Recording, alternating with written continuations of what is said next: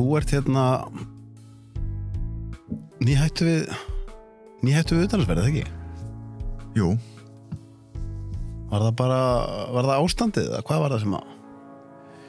Það var svona bæða persónulegum ástæðum og svo náttúrulega út af því að Noregur lokaðist. Ég ætlaði að fara í smá vinnuferð til Noregs, gera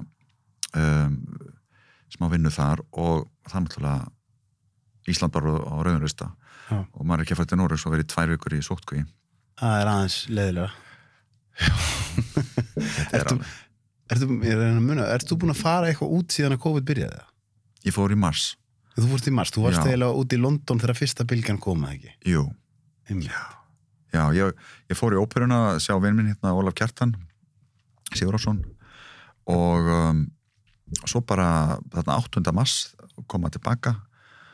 Það var hringt í mig 2 dögum setna og hérna mér sagt ég að fara í sóttkví af því að það hefði verið náungi fyrir aftan mig Sigtur sem ég myndi síðan eftir, hann var með svona grímu og virtist ekki líða vel og eitthvað en ég held að það væri alltaf lægið, þú veist, úr því honum hefur hleypt í flugvélina. En svo fór, Þú tókst á þér sóttkvína. Ég var nefnilega, ég mitt fór í man eftir statusunum frá þér því ég fór í sóttkví nokkrum dögum á eftir þér. Þú fékkst frelsið aðeins á undan mér. Já. Svo fannst mér þessi sóttkví á þeim tíma eitthvað neginn svona, þú veist, í mars bara allt í lagi, sko. Af því að þú veist, ég bara gat unnið heima og eitthvað neginn og bara hægði á öllu og svona og þú veist, svona eitthvað neginn mars sóttkví fannst mér bara í lagi. Ég nefnilega svo mikið veltur sem fyrir mér að því við erum kollektívar verur og ég tek undir þetta með þér, mér finnst einhvern veginn auðveldar að vera í sóttkví þegar það voru einhvern veginn eiginlega allir í hálfgerðri sóttkví. Það er einhvern veginn þetta er svolítið eins og tímabilið á milli jól og nýjárs. Þá líður mann sem að megi slaka á af því það eru allir hinir að slaka á. Já, nákvæmlega. Upplifirðu þetta? Þetta er svona kollektíft sóttkví, sko. Þetta er bara allir einhvern veginn á sama plani, sko. Svolítið mikið. Örugglega erfiðara að vera í sóttkví núna, sko. Ég held að það sé drep, sko. Ég þekki fólk sem hefur verið í sóttkví núna í sumar og því hefur ekki líka það. Nei, bara 14 dagar og meðan það er gott veður úti og alveg glatað. Það er örugglega svolítið spes, sko. Já, þetta er rosa skrítinn tími, sko. Þú varst í London á svipum tíma og ég, það var örugglega upplifið eins og þar sem ég upplifið í London því COVID var löngu byrjað á Íslandi. Ég var alltaf að leita spritbrúsum í London. Það var bara ekkert byrjað þar. Það er enginn byrjað að pæla í þessu. Þetta var mjög sérstakt, sko. Ég hérna fór út allt í London að leita einmitt að handspriti, sko. Og þetta var orðið að þráhyggju hjá mér. Ekki vegna þess að ég væri eitthvað áhyggjufullur sérstaklega, skilur, en mér fannst þetta bara svo óþolandi að finna þetta hvergi þarna. Og í apótekunum þá var þetta uppselt. Og svo fundum við hérna eitthvað apótek þar sem þetta var sko selt á 45 pund eða skilur 6.000 krónur svona lítil dolla handspriti, sko.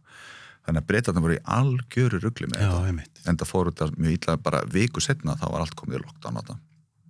Ég upplifði Bretland svolítið eins og þeir hafa ætlað að fara sænsku leiðina en urðu síðan að bakka út úr í. Já, og sko bara eins og þarna nýri Soho, því að óperan var nýri Soho. Það kom mér svo óvart, sko, þetta var bara svona eins og Titanic skilur að fara niður. Af því að, þú veist, pubbarnir og veitingastæðirnir, allt tróðfullt af fólki og allir bara eins og enginn var í morgundagur, skilur, þú veist, það var alveg magnað, sko. En þá var komið talsveit mikið þarna smitt inn í London, sko, þannig að það búið að vera svona áhugavert að fylgjast með, sko, hvernig þetta er ýmist í öklaða eyra, þessar aðgerðir og viðbrögð. Ertu, því þú ætlaðir að fara út núna og ég sá að þegar þú varst að tala um að það hafi ekki orðað ferðina þá kom svona hristir að hausinn. Ertu eins og ég með það að þið langar að skipta reglunum umhverfi og fara til útlanda? Þú ferðast svolítið? Já, ég ferðast talsvert, sko. Hef gert það bæði út af vinnu og bara vegna þess að maður býr hér á lítilli eyju þar sem að búa 360.000 manns og hérna fyrir mér þá er það bara mikilvægt að víkka sjóndeildarhringinn og fá smá líka pásu svona frá þessum kardimommubæ af og til, sko. Kardimommubæ? Þú lýsir þessum kardimommubæ? Já, skilur þau. Ég er alveg sammálaður. Með fullri virðingu, skilur, af því að hérna, mér líður mjög vel hér, ég vil búa á Íslandi og annars myndi ég náttúrulega búa annars staðar.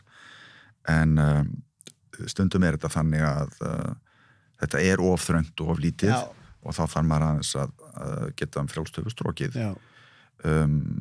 sko, mér finnst það sem við erum að gangi í gegnum núna með þessa lokun landamærana, því þetta de facto lokun landamærana, þessi tvöfaldaskimun og sóttkví, sko, þá finnst mér þetta í rauninni ganga mjög nærri mannréttindum og bara ferðafrelsi og athafnafrelsi og mér finnst einhvern veginn eins og það hefði allt of lítið verið rætt hvaða sem sagt, afleiðingar þetta að hafa og bara það að skerða frelsi fólks með þessum hætti hversu alvarlegur hlutur það í sjálfu sér burt séð frá sóttvarnarsjónarmiðum af því að það eru náttúrulega bara valið sjónarmið og allt það sko og hvernig síðan sko önnur sjónarmið svo sem eins og mannréttindasjónarmið og þetta með ferðafrelsið og efnahagsmálin ferðaþjónustan stærsti atvinnuvegur þjóðarinnar og náttúrulega sá sem skapa mestar gjaldeyristekjur hvernig sko þetta allt í einu bara sett algjörlega til hliðar svona umræðulaust. Já, og talaði einhvern veginn eins og ferðamannaiðnaðurinn tengist ekki öðru sem að gerast á Íslandi sko. Veitingastaður sem ég var að borða á hann, það alveg nógu erfitt fyrir hann að þurfa að vera með meiri bil á milli borða eyða peningi í auknar sóttvarnir, eiga á hættu að starfsmenninni fara í sóttkví, öðruvísin og missir líka túristana. Þetta snertir allt samfélagið. Þetta snertir sko, ég meina þetta eru prentsmiðjurnar, þetta eru hönnunarstofur og auglýsingastofur og hvað það sko. Hvernig skýrir það, því ég mikið búin að velta þessu fyrir mig, hvernig skýrir það af hverju auðvitað eru kommentakerfin og jafnvel samskiptamiðlar einhverju leit ekki endilega svo ég sletti representatífir fyrir það hvað fólk að hugsa almennt. En mér finnst ég samt verða viðurkenna að það búið komið mér á óvart hvað einhvern veginn eru margir reiðir og neikvæður út í ferðaþjónustu. Ég skil þetta ekki, sko. Sko, ég hef á undanförnum árum verið að vinna svolítið með kvarálskoðuninni. Þetta eru fjölskyldufyrirtæki. Oft það þannig að sagt, fjölskyldan, mamman og pappin og börnin eru, þú veist, öll að vinna í fyrirtækinu. Og hafa byggt þetta upp sko með miklu striti og gríðarlega mikill vinnu í mörg ár og sko þess að við erum svolítið stillt upp einhvern veginn eins og þetta sé menningarlífið í landinu skólarnir og íþróttafélögin versus ferðaþjónustan. Akkurat. Og að ferðaþjónustan sé allt í einu orðin sko óvinnur þessarar starfsemi í landinu og sko, fyrir þessu hafa ekki náttúrulega verið færðin inn almennleg rök, þetta bara það er eitthvað svona ofstæki sko sem hefur gripið sig og sem ég bara mjög hræddur við vegna þess að mér finnst þetta að vera svona ómur úr fortíðinni sko, í Weimarlýðveldinu að þá náttúrulega var gríðarleg kreppa og þá þurftu menn að búa til einhverja óvinni og einhverja andstæðinga og það voru útlendingar eða það voru gyðingar eða það voru samkynhneigðir, það voru einhverjir sem voru öðruvísi heldur en svona flestir þjóðverjar myndu telja sig hafa verið og mér finnst við svolítið vera að nálgast einhvern veginn þetta.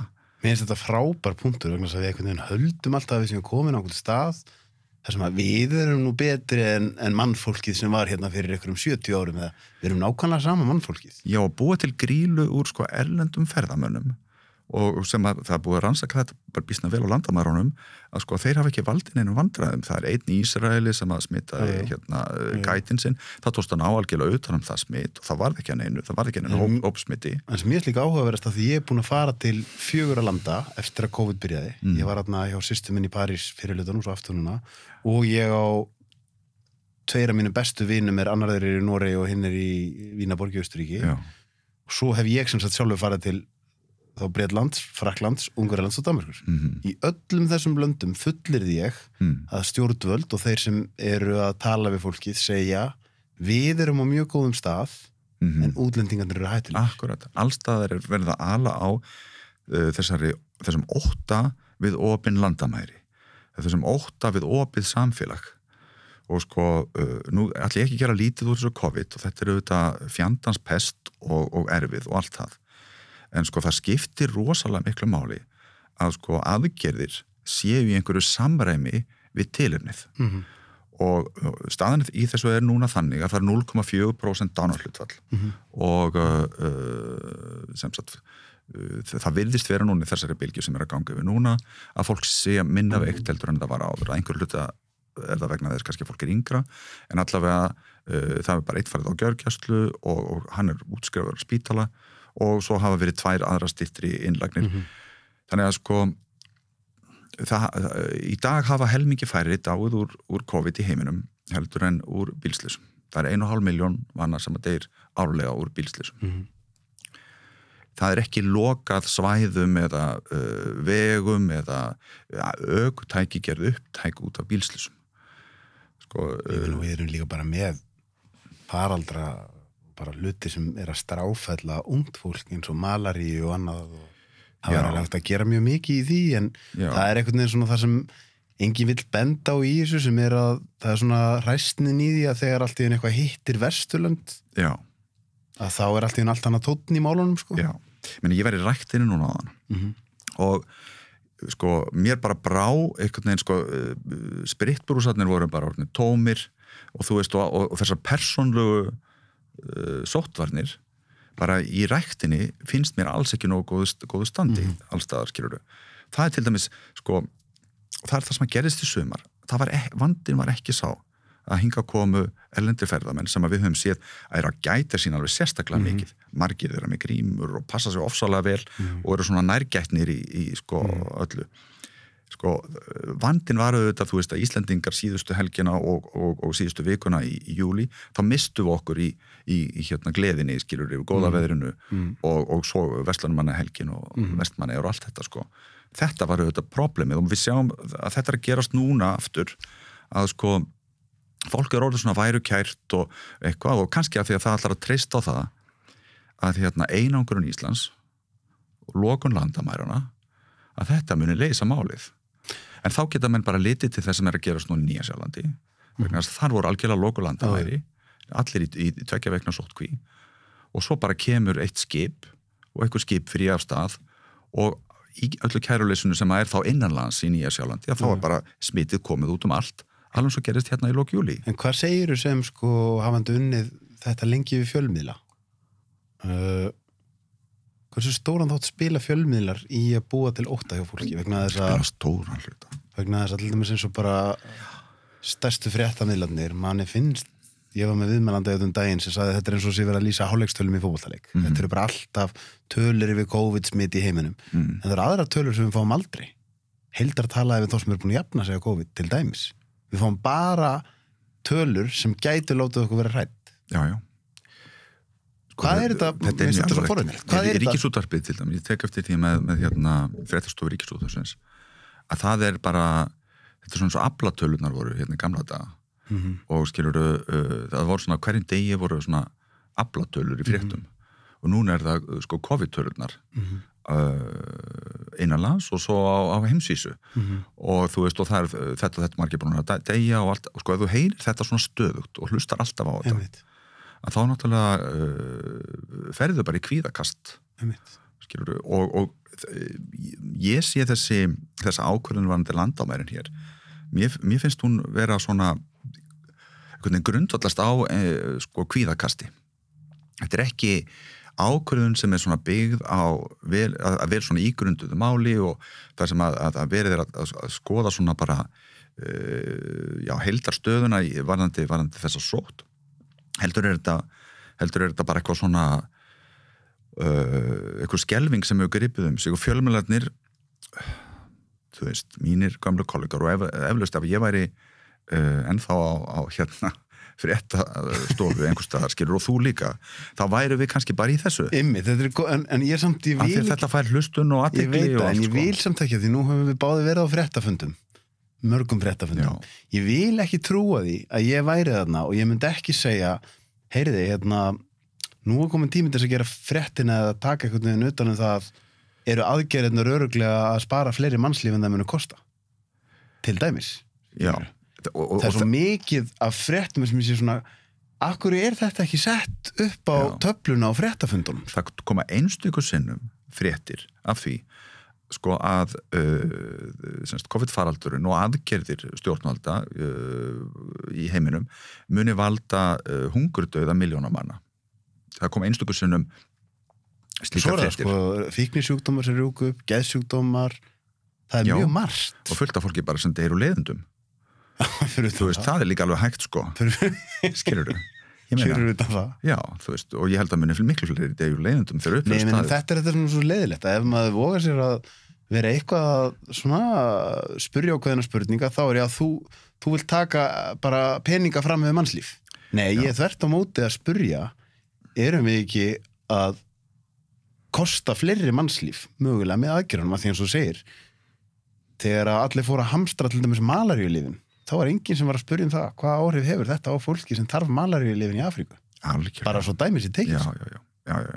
Og ég meina hefur þú sko, heyrðir þú eitthvað tímann eða þegar þú varst fréttamaður að sko það væri alltaf 650.000 mann sem að létust úr flensu á hverju ári Nei. Sko nú heildarfjöldin af þeim sem hefur látist úr COVID sem auðvitað ekki flensa og enn alvarlegri heldur en sko skeðflensa sjálfsögðu en heildarfjöldin 750.000 sem auðvitað úr því og 650.000 árlega degi úr slemri flensu ég minnist þess ekki að það hafi verið einasta fyrirsögn í nokkrum fjölmiðlum það þannig að svona samhengið, það vantar eitthvað neginn samhengið og að því einmitt og síðan það sem svo skrítið om þess ég er nægum í að hætta að afsaka mig sko. En bara þetta samtal sem við erum með þá fyrir maður strax að hugsa núna fólk að núti sem fyrir að suðum að maður sé að gera lítið úr þessu nei, alls ekki ég meina, maður bara að hugsa og við verðum að geta tekið umræðu sem samfélag hvað best fyrir okkur öll til lengri tíma sko það ég meina Fauci og hérna þessi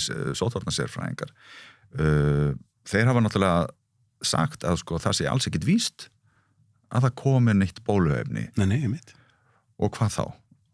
Skilurðu? Og svo annað sem að ég leiði mig líka að spyrja bara að það er til bóluefni við venjulegri flensu sem mjög langt frá því að virka fullkomlega sko. Já vegna þess að ég upplifði það svolítið þannig að þeir sem alltaf að láta flensu sprauta sig, þeir alltaf með flensu Já, ég man að ég var sprautar ekkert mann á svona flensusprautu upp á stöð 2 og ég bara fekk flensu bara daginn eftir Þannig að eða við erum búin að hafa alla þessa áratugi til að gera bóluefni við flensu og það er ekki fullkomnar en þetta, akkur ætti alltaf að vera til töfralyf við þessari tegund af að því þetta er kórónuvera, svipuð og flensa þá er ég ekki að segja hún er með alvarlegri einkennum en hún er af svipaðri tegund svona bara ætti að vera svipað mikið mál að gera bóluefni akkur ætti það alltaf að vera til á einhverjum undra skömmum tíma og laga alla Ég las það eitthvað þar í gær held ég að sko eina bóluefnið sem er algjörlega pottitt það er við bólusótt allt annað er bara svona nokkurn veginn virkar einhvern veginn og eða kannski ekki eins vel skilur þannig að þú veist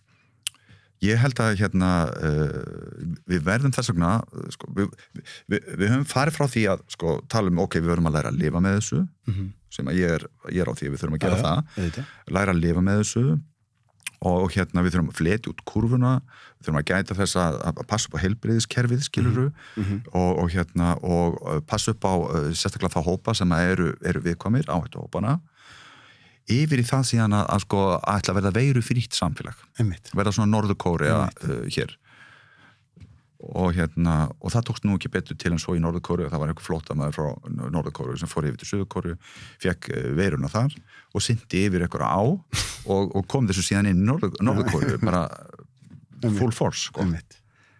Það er ofbóðslega erfitt að ætla að því eins og bara Íslanda svo mikið erlendu vinnaðabli þetta er ekki gerlegt og sko Þórólfur hefur sagt að ofta mörgusinnum að það er ekki sko en svo þetta menn allt í inn í þetta að sko að við þurfum að halda veirunni algjörlega utan landsteinuna þannig að hérna mér finnst bara vant einhvern skýrleika í þetta satt best að segja og mér finnst vanta líka að hérna fjölmiðlar að þeir kappkosti við að fá skýr svör leit eftir skýrum svörum og þegar að mennum er svona tvísaga og það er svona allt annað markmið núna heldur en var fyrir nokkur mánuðum síðan þú veist og núna er ekkert það er enginn að tala núna að heilbrigðiskerfi fara á hliðina það snýrist allt það í vor þú veist og menn fengið og þetta er aftur þú komst að þessu áðan með að tala um frelsið að ég kemst svo ofta þeirri niðurstöðu og aftur það er svo auðvelt að afskrifa mann sem einhvern svona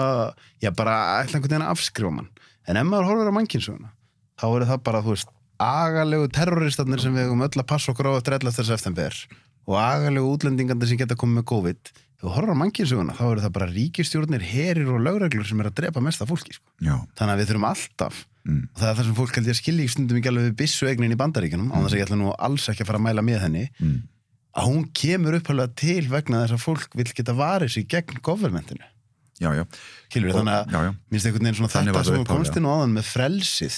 Við verðum bara alltaf að passa okkur að standa vörð okkar frelsi, sko. Við verðum að gera það. Og svo líka sko verðum við að gæta þess að við erum ekki í því að sko að reyna að berja niður þessa veiru með sko sleggju og svo þegar að höggið sko rýður af að þá er veiran farin en allt brotið og bramlað. Einmitt. Og sko, þú veist, og mér finnst svolítið þetta vera að gerast hérna núna að menn hafa einhvern veginn sko, menn skilji ekki það er svolítið sérstætt sko, því að við sem höfum farið út landið og ég býst við að flestir Íslendingar hafi verið á einhvern ferðalögum í sumar sko hljóti hafa séð sko hvað ferðaþjónustan raunverulega þú veist að þetta eru lítil, að langmestuleyti mjög lítil fyrirtæki, þetta eru fjölskyldunar sjálfar sem að gera þetta eru svona falleg fyrirtæki sem að skipta gríðarlega miklu máli fyrir byggðirnar, þú veist og ég meina það bakarinn skiluru sem að útvegar mat, það eru alls konar aðföng, þú veist og það eru öll hönnunin sem að sko fer í bæklinga og kynningastarf og þú veist þetta sáldrast inn í allt samfélagið, skiluru þessi starfsemi og er þess vegna svo ótrúlega góð skilur fyrir efnahaginn en þegar þú sko lokar þessu svona bara 1, 2 og 3 eins og að gerast núna þeir bara þurrkast út ferðamennirni núna hver af fætur öðrum þetta var alveg tómt sko núna það er nefnilega miskilningurinn af fólki og alvarlegt það horfa á ferðaþjónusturinn sem bláa lóni lifir þetta alveg af en litlu fyrirtækin Æslandir gerir það líka þeir fá ríkisstuðning litlu fyrirtækin gætu bara endað og sópast inn í eignasöfn bankana og bankandi veit ekkert hvað þeir eru að gera við þau skilur við, og bara fara á hausinn og ég veit ekki, ég er ekki með einhverja svakalega nostalgi í dagana þar sem að sko eini veitingastæður sem var opinn í Reykjavík og þriðjudögum voru bæjarins bestur sko. Við verðum að muna hvað túrismin hefur gert fyrir Ísland. Já, og líka sko þegar við hugsaum þetta sko, ef við bara gætum að persónulegum sóttur að og bara erum að gera þetta svona skynsamlega skilur af því að það liggur alveg fyrir hvernig þetta smitast þetta fyrirbæri. Ef við gerum þetta bara skynsamlega, þá þurfum við ekki að sko eyðileggja þetta sem hefur verið byggt upp svona fallega og vel hérna í landinu sko á undanförnum 10-15 árum að þetta er búið að gerast ofslega hratt. En sko ég fyllist þegar ég er búin að vera að fara austur á land og norður og all land eins og ég er búin að gera mikið í sumar. Sko ég fyllist stolti af því hvernig fólk hefur byggt upp þessa ferðaþjónustu. Það er bara geggjað. Það er bara meiri háttar. Sko, maður kemur á litla stað út á landi þar sem eru bara heimsklassa kaffuhús og veitingastaðir og einmitt lítil fyrirtæki sem er að bjóða upp á frábæra reynslu og þetta er bara geggjað. Sko. Já, allar þessar sko afþreyingarferðir og þetta, þú veist, ég meina eins og til dæmis bara með hvalaskoðunar þar sem ég þekki best til. Þetta er það bil 50 skip og bátar sem er núna bundin við bryggju og náttúrulega ekkert fyrir sig að það verði hægt að Ein pæling sem að ég fekk allt í henni, ég veit ekki, kannski er þetta tómþvæli mér en ég fekk allt í henni svo hugmynd sko því ég er búin að tala við hagfræðingar sem að vilja meina að eitt þar sem að sé verið að gera kannski hver vitlausast núna sé að sturt ekki miklu meiri peningum út í hagkerfið núna vegna þess að efnahagshöggi kom ekki alveg strax heldur komið það eftir einhverja mánuði og menn sé að vanmeta það hvað sumarið var gott og ætla einhvern veginn að færa það inn í að veturinn verði eins ríkið stendur vel. Ein hugmynd sem ég fekk allt í hennu var að við myndum reyna að halda sem litlu ferðaþjónustu fyrirtækjum gangandi, jafn mikið og ég vil að landamærin sé opin, en segjum nú sem svo að fólk almennt sé bara minna ferðast. Það við myndum gera einhvern svona þjóðfélags sáttmála að Íslendingar myndu allavega í ákveðin tíma fá að nota þjónustuna og ef þú til dæmis ferði í kajakaferð hjá einhverju litlu ferðaþjónustu fyrirtæki, þá myndi ríki greiða 50% af ferðinni, þannig að þú ferð hann á 50% verði. Það er jafnvel 70-30 þannig í staðin verið eitthvað 5.000 króna ferðaávísun sem er náttúrulega bara einhver þvæla sko, að þá væri hún einhver staðar miklu nær því að vera kannski ef þú verður að nota þjónustuna af einhverju ráði 150.000 eða 250.000 að því ríkið áalveg fyrir því.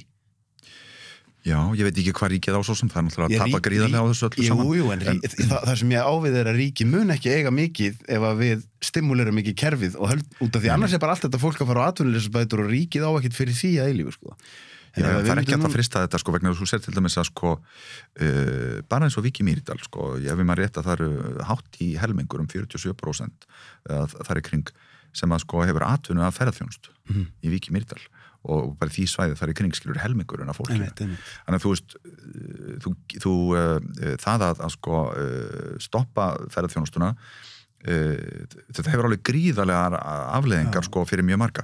Ég sammála þér að ég held að ríkið verði að koma einhvern veginn inn í það að sko að reyna sérstaklega úr því að ríkið er með þessar að mínum að þetta óþarlega hörðu aðgerðir á landamærunum. Ef þau ætla að halda því til streitu að þá verður að gera eitthvað annað til þess að sko komi veg fyrir það bara allt þetta fólk sko alltaf 30.000 manns í ferðarþjónustunni lendi á atvinnuleysisbótum sko. Það væri bara rosalega mikið slys vegna þess að sko og þá erum við líka að horfa upp á það sko, menn segja þá kannski bara já, við setjum þetta bara alltaf ganga aftur í vor en þetta ekki alveg svona einfalt sko. Aftur, ef við horfum hans aftur í tíman þar sem að ég skoðaði það talsvert vel, ég var að gera fréttir og svona þegar hrunið var síðast þá var talsvert meira atvinnuleysi en vanalega á Íslandi hluti af þessu atvinnuleysi var það varanlegu atvinnuleysi og örorka hjá ungu fólki rauk upp og hún hefur haldist uppi. Það dýrt fyrir samfélagið til lengri tíma. Og það stóra hætta núna. Að sko 1000 manna gefist upp andlega. Akkurat. Bara, þú veist, fólk sem hefði til dæmis, eins og núna bara í ferðarþjónustunum búið að leggja rosalega vinnu á síðsumar. Ég fór í fyrirtæki þar sem að sko var búið að segja upp náttúrulega meiri hlutan af fólkinu sko, eins og staðan var. Og þar sem að sko var svo undirmannað að það var gríðarlega mikið álag á hverjum og einum. Svo klárar fólki sumarið þannig og svo klárar ríkisstjórnin rest með því að loka landamærunum. Þannig að sko þetta fólk í mikilli hættu núna á bara að sem sagt að gefast bara upp og þess vegna ekki sem sagt jafna sig aftur.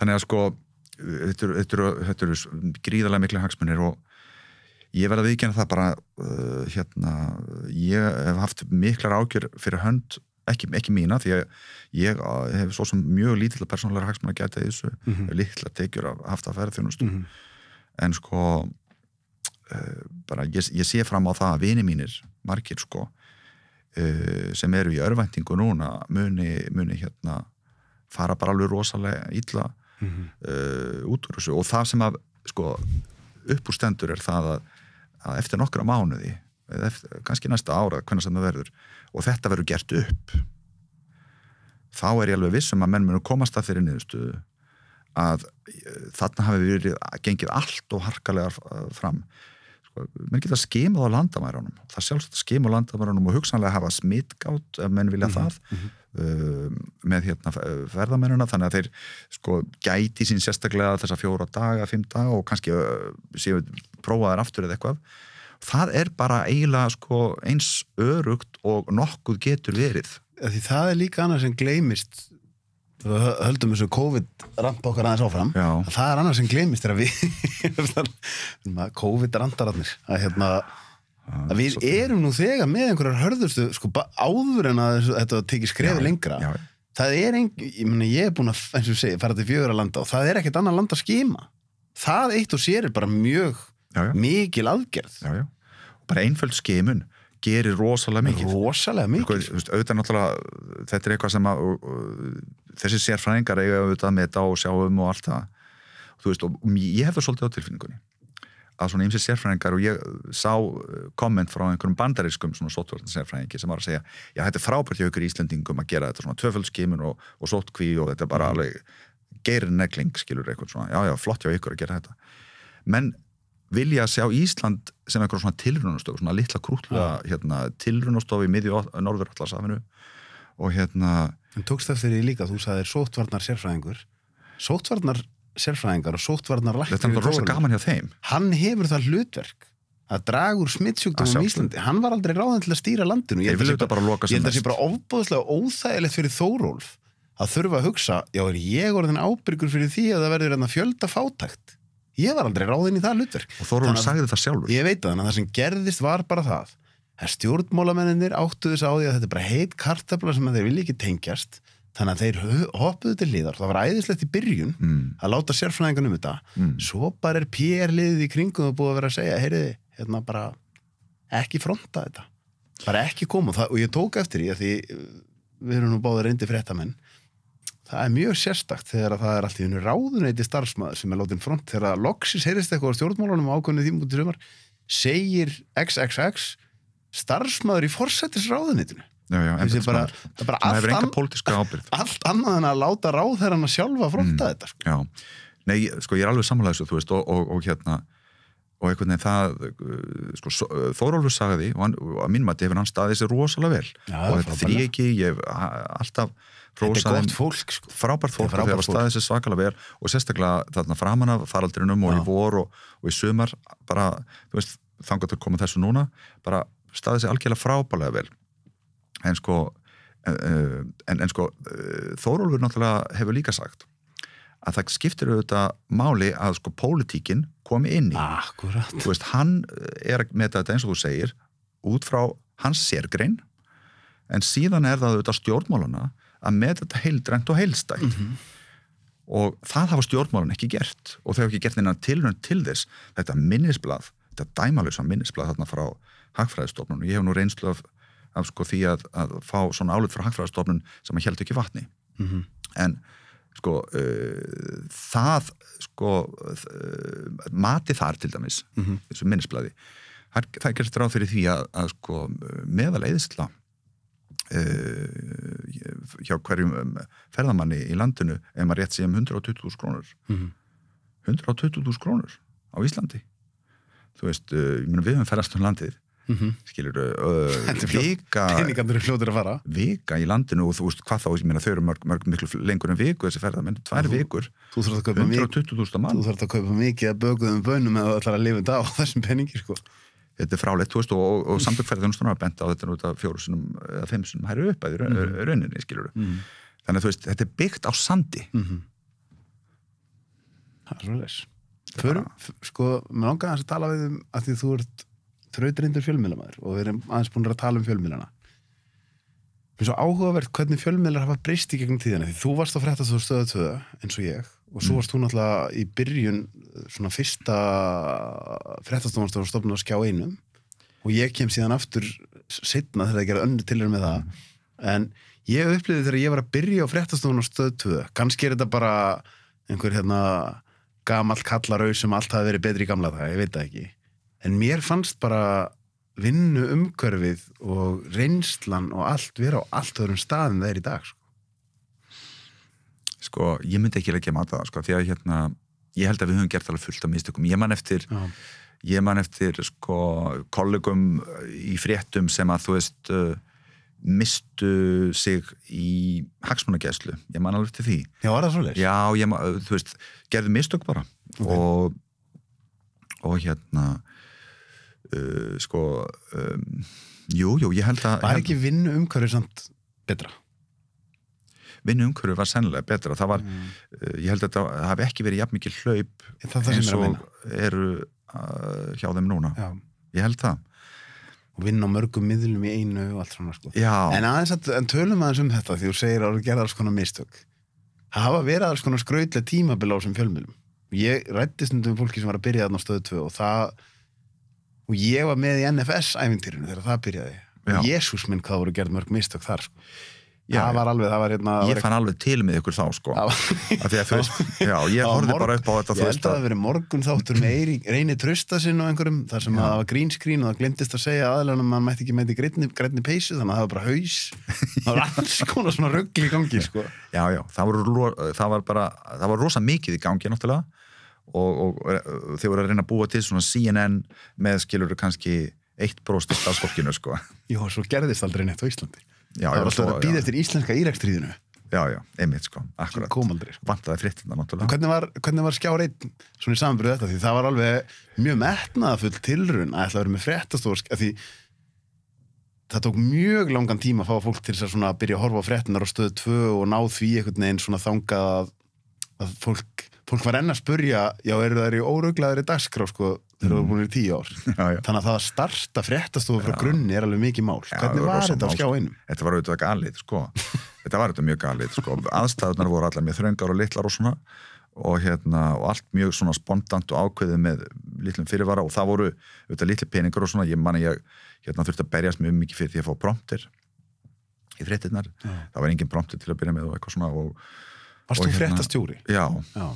Og sko, ég lagði upp með það að ég hefði þó allavega fýtt á því að reyna ekki að fara í samkeppni við skilur fréttastofunar og Stöð 2 og RÚV heldur að, ekki beina sko, heldur að við einsetjum okkur það að finna alltaf svona, reyna að finna nýjar hliðar og aðrar hliðar á þeim málum sem voru til umfyllunar hverju sinni og þetta var skemmtilegt sko, þannig að við fórum stundum og gerðum eitthvað allt annað, ég man einu sinni að þá til dæmis léku okkur að því sko í sambandi við umfyllunum Reykjavíkurflugvöll og þá svona eitthvað á hann að vera og fara og eitthvað svona og þá byggum við til svona grafík sem að sýndi bara að flugvél fór niður í þinghúsið þetta er auðvitað bara fluglínan þannig að alltaf þess ekki Norður-Suðurbrautin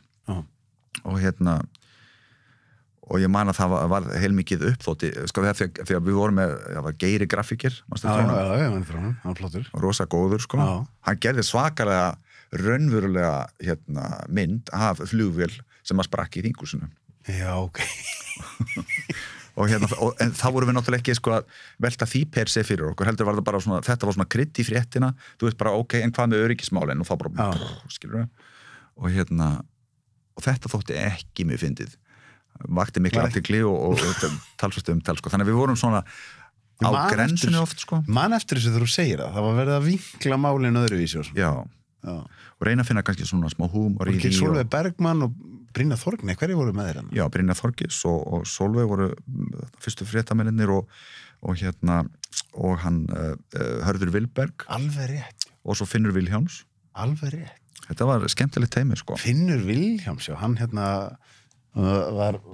spilaði oft körfu við hann í Laugarnesinu þegar við vorum saman í skóla í hæfileikaríkur strákur hann hafði gaman að því einmitt að fara svona alveg að mörkum með viðmælendur og svona og við líka einsettum okkur það að vera með ekki bara svona annars konar sjónarhorn per se á málin heldur líka að svona bókstaflega að taka öðruvísi myndir af því að ég var hundleiður og en hundleiður á sko því hvað sko myndvinnsla í fréttum á Íslandi er opbáslega konservatív og gamaldags einmitt og svolítið skrítið, hún hefur raun og veru lítið þróast við höfum alltaf svolítið verið að gera útvarpsfréttir og setjum svo myndir yfir þær í staðin fyrir að nýta akkurat myndmálið það er rétt og svona pínlítið, þú veist, kveikja kannski á myndavélunum, þú veist, aðeins fyrr og svona, þú veist, og ná svona aðdraganda og einhver í kring, skiluru en að vera ekki alltaf bara í blaðamannafundunum þá kemur maður aftur að þessu með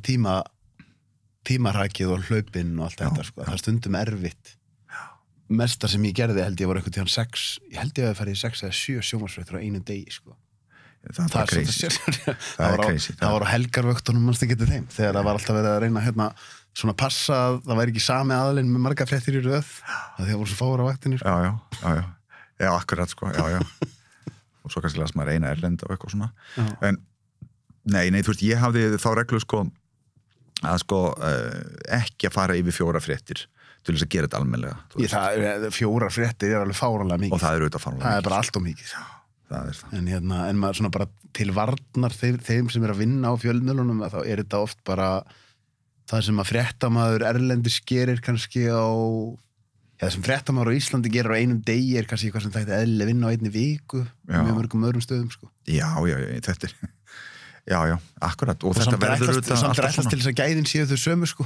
Já, og verður það náttúrulega ekki Nei, það er bara ekki hægt sko. Nei, en mér finnst mest að fyrir það og þá sérstaklega náttúrulega í hruninu og svona einhverju leiti þarna svona framan af í þessu COVID sko. Mér finnst alveg merkilegt sko undir álagi hvað fréttastofunar virka þó sko en þú veist aftur að þessu COVID sko þú veist að þá finnst mér að eftir því sem að það hefur dreigist á langinn, þá finnst mér úthaldið og það að sko að fara að spyrja nýra spurninga og skoða hlutina í víðara samhengi og það finnst mér nefnilega skorta og það er kannski það versta við íslenska fréttamennsku í dag. Já.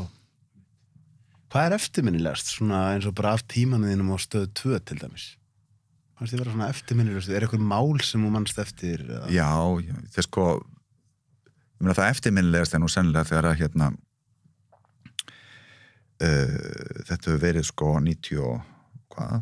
Þetta hefur verið 91, 2, 3, mann ég ekki alveg nákvæmlega, en sko að ég man að 91 hefur það sennilega verið Íraksstríðið byrjar. Íraksstríðið fyrra, já. Já, ég held að ég sé að fara rétt með það. Og það er svo sjaldan skilur eldsnemmu morgun þegar þú byrjar á fréttafundi sem að það liggur fyrir hver fyrsta fréttin kvöldið, sko. Stundum, en ekki oft, sko. Og þarna var það bara einhvern veginn alveg ljósk, ok, Íraksstríðið, það er bara verið snýst allt það.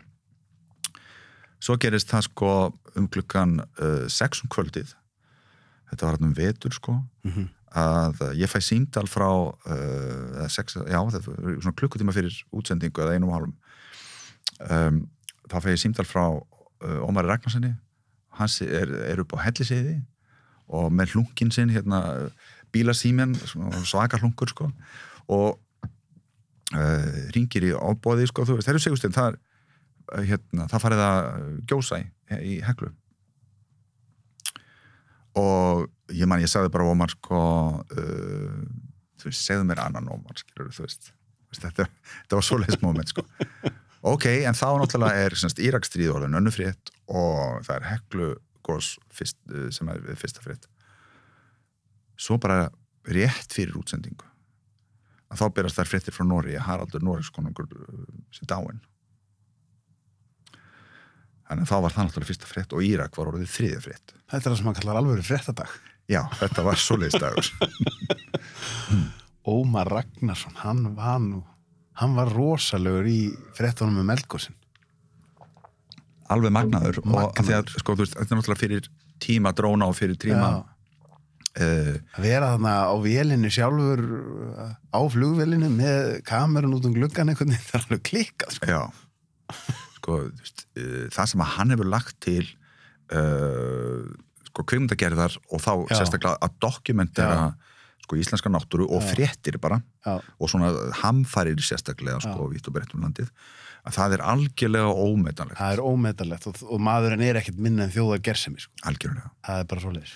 Já, það verður að vera stórstitt á honum eitthvað staðar. Já, heldur betur, sko. Heldur betur.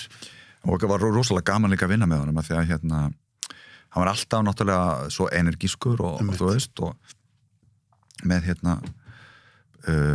Pepsi-flöskuna og þú veist og síman skilurðu, þú veist, og símaboxið sko svona. Drakk hann mikið Pepsi? Já, hann drakk sko hann drakk alveg 2 lítra, hann var alltaf svona 2 lítra sko dunk sko með sér sko, já, hvers sem hann fór og hann alveg lifði á þessu einhvern veginn sko. Það er bara svo gaman að þetta er búið að breyta svo hratt og svo gaman að rifja upp þessa tíma þegar eins og þegar stöð 2 er nýkomin þá eru þeir náttúrulega bara komin í andrúmsloft það sem er bara í raun og veru bara einn fjölmiðill á Íslandi og bara frekar stutt síðan að það var bara ekki sjónvarp á 50. Já. Fólk gerir sér ekki grein fyrir í dag hvers konar þrekvirki það var að fara upp á móti RÚV og einhvern veginn bara áhugavert sko. Já, akkurat og sko ég byrjaði svona 1988 eitthvað svo leið sko, þú veist bara 20, þú veist að fikti í svona útvarpi sko og frá Bylgjuna þarna 89 fyrst var ég fréttaritari í París og var í frönskunámi þar og sko þetta var ofsalega áhugaverður tími svona, það var mikil gerjun Stjarnan var búin að vera í gangi nokkur ár, 3 ár ég var líka þar með kvöldþátt svona, þú veist, eitthvað rómatísk lög sko á kvöldin já, með Gulla Helga og Jón Axel og þeim sko sem stofnuði þá stöð og svo gaman að þeim að því að þeir hafa ekkert breyst sko þeir eru bara og sömu góðu útvarsmennir sko en einhvern veginn já, þetta var rosalega skemmtilegur tími og maður skynjaði, þú veist, að það var mikil breyting að eiga sér stað og þetta var bara byrjunin á okkur miklu meiru.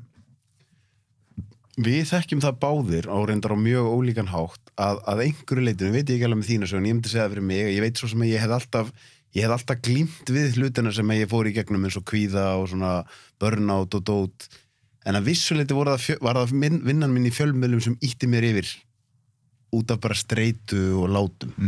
Hvernig þegar þú ferð að finna fyrir geðrænum vandamálum, hvernig horfur á það núna þegar svona langt liðið í tengslum við bara að þetta rosalega streitu mikið starf? Já, sko ég datt náttúrulega inn í þetta bara eiginlega algjörlega óvart, ég sótti ekkert neitt starf og þarna á Bylgjuna og síðan inn á Stöð 2 í framhaldi af því og ég þarna í, skilur allt í allt sko, ef ég tek Bylgjutímann þá ég einhver 7 ár þarna sko og þú veist, mjög ungur skilur, ég bara þú veist, réttur rúmlega 20 sko hann yngsti fréttamaðurinn og eitthvað neginn og fekk sko talsverða athygli og ég átti pínu erfitt með að höndla það ég var líka í felum með sjálfan mig ég var svona ekki alveg búin að fatta eða átta mig á skilur minni kynhneigð þegar ég í kringu 20 og 21 og svona sko, en svona og ennþá berjast að móti því skilur ég ennþá að reyna þú veist, að vera í sambandi með stelpum skilur til þess eitthvað neina fólk gerir sér eftir ekki greina mun ofta ekki greina mun á sko, tíðarandanum það ekki unga kynslóðin í dag eitthvað kynhneigðir og eitthvað, það bara öllum saman þetta var meira mál þarna sko. Já, ég held reyndar að sko, það alveg ótrúlegt hvað mikið mál hjá sumum það fer alveg eftir rétt. Hvers konar fjölskyldu þú elst upp í og líka kreðsunni sem þú ert í þú veist, að ég hef tekið eftir því til dæmis sem að ungt fólk í dag sem að að koma út að sko það á erfiðara með það ef að það til dæmis að vinna í fjármálalífi þú veist, og þeim geira og ef að það til dæmis komið með íþróttafólk veist, það skiptir á sem máli í hvaða geira þú ert sko. Þetta miklu viðurkenndar í listageiranum og svona ákveðnum og þess vegna fjölmiðlum í dag skilur þá það ekki mál sko en þetta var mál þarna, það var engin skilur svo kemur Heimir Már þarna inn á Stöðina þú veist og þá allt í einu hafði ég einhvern skilur við hliðan á mér þar sem að sko var ekki skammast sín fyrir það hver hann einmitt. Og einhvern veginn það var heilmikið hvatning fyrir mig sko síðan seinna meir sko þú veist ég fer út til Parísar aftur, ég stundar nám þarna í þessum blaðmannaskóla, fréttamannaskóla í París 1 ár og kem tilbaka til Íslands og þá hef ég kjarkinn til þess að þú veist að fara til fréttastjónar sem að þá var Ingvar Hrafn Jónsson og segja við hann sko já ok, ég svona ég samkynhneigður og hann einhvern veginn brást við þannig þú veist, já, og hvað ætlaðir að segja mér þú veist, þetta eitthvað sem þú ætlaðir að segja mér skiptir engu máli þannig þetta, ég var ofsalega ánæður og kunnunum miklu þakkir og æmilega fyrir þau viðbröð sko því að ég lenti í einelti þarna upp á Stöð og út af þessu? Út af samkynhneigðinni, já, sko á þeim tíma sérstaklega þegar ég var ennþá að reyna að fela þetta sko þú veist, þá var ég ennþá þá lendi ég svona að það var að vera að króta á salirnin og svona skilur afskaplega barnaleg og kjánaleg Það er nógu erfitt að vera að glíma við með eitthvað svona tókstreitu innra með sér og vera ekki búin að koma út með þetta sem að þurfi líka að vera eiga við eitthvað svona sko. Já, þannig að sko í rauninni þá bættist þetta kannski við hjá mér sko þetta stress sem að fylgdi starfinu og bara álæði sem að fylgdi því líka að sanna sig að verandi yngsti fréttamaðurinn og svona að þá bættist þetta svolítið ofan á sko, skilur þú og ég held að sko síðan 1996 þegar ég rekin á Stöð 2 og þú veist og þarna og allt í hafari þarna kringu Geirfinns og Guðmundarmálin að sko þá held ég að sko þetta hafi svona lagst ofan á og orðið þar að leiðandi einhvern veginn meira andlegt áfall fyrir mig þarna haustið 90 og 96 Er það þá sem að hvenær upplifur það fyrst að þú sért í því sem kallað geðhvarfasýki? Já, sko, ég fæ greininguna þarna, sko, í október 1996 geðhvörf og ég hafði aldrei heyrt þetta orð þú veist, bara vissi ekki neitt sem var svona og hérna, já þannig að þá svona streittist ég bara móti því og eitthvað skilur þú veist, og fór svo til Kosovo og hérna Júgoslavíu fyrirverandi Balkan sko að gera heimildamindir þar 2 ástandið eftir stríðin á Balkanskaga. Ekki hefur það nú verið auðvelt fyrir sálarlífið? Þetta var ekki alveg besta hugmyndin, sko. Þú veist. Eftir á að hyggja? Nei, eftir á að hyggja ekki besta hugmyndin, sko. Og enda náttúrulega bara, sko, komst ég ekki lengra heldur Kaupmannahafnar á leiðinni tilbaka og var bara þar settur inn á hæli aftur og hérna var hann og getild þar í 1,5 mánuð. Var það þó að því þú varst... Gerðist eitthvað á Balkanskaganum sem sást einhverja hluti sem bara höfðu svona mikil áhrif og eða varstu komin bara í ástandið á undan? Eða? Já, við fórum einhvern veginn óvart þá líka hérna kom það bara einhvern veginn upp að páskana 1998 að þegar við erum búinir að vera að flækjast allt þarna Vojvodina héraðið og þarna í Serbíu og hitta flóttafólk sem að bjó við alveg hörmulegar aðstæður, alveg ríkalegar eftir stríðin, 100.000 það var mörg 100.000 manns þarna, að hérna þá fáum við þær fréttir á hótelið okkar að þar sem við byrjuðum ykkur lætinir í Kosovo. Það hafði verið rólegt þangað til og við bara drífum okkur, leigjum svona rauðan skotafavorit þú veist og förum bara eins og rautt skotmarknir í Kosovo og þar sem sagt bara að byrja stríð og Slobodan Milošević búin að senda serbneska herinn þangað niður og það eru svona þjóðirnishreinsanir sem fóru í gang þarna bara mjög fljótt sko, við erum þarna fyrstu dögum stríðsátakana í Kosovo og ég man alltaf að það var ein önnur fréttastöð þarna meðan við vorum þarna það var sko, mér minnir að það hafi verið Reuters þeir voru svona brinnvörðum bíl sko, bara svona eins og hertrukk hvítur svona, þú veist, bara alveg brinnvarinn og mertur Reuters og press og þetta allt saman og við bara á skótanum og hérna þetta var alveg geggjön Varstu með Ingan einhverja með þér? Jú, Inga Ragnari og Einari Magnúsi Hvernig er að því ég hef nú gert ýmislegt í fjölmiðlum en ég hef aldrei komist nálægt eitthvað svona stríðsfréttamennsku. Ég hef oft hugsað, ég las einhvern tímann, ég hef lesið 2 eða 3 bækur eftir stríðsfréttamenn og það er einmitt svona þar sem ég hef fengið út af þeim að annarkvort fer þetta bara með þig svolítið yfir strikið og þú jafnar þig ekki alveg strax eða þú verður háður þessu. Því þú upplifir einhvern veginn það mikla nálægð við dauðan að venjulegt líf verður svo rosalega grámöglulegt í samanburðum. Sko, ég held að ég myndi ekki verða háður því þannig að ég færi að fara aftur og aftur. Nei, ég skilji.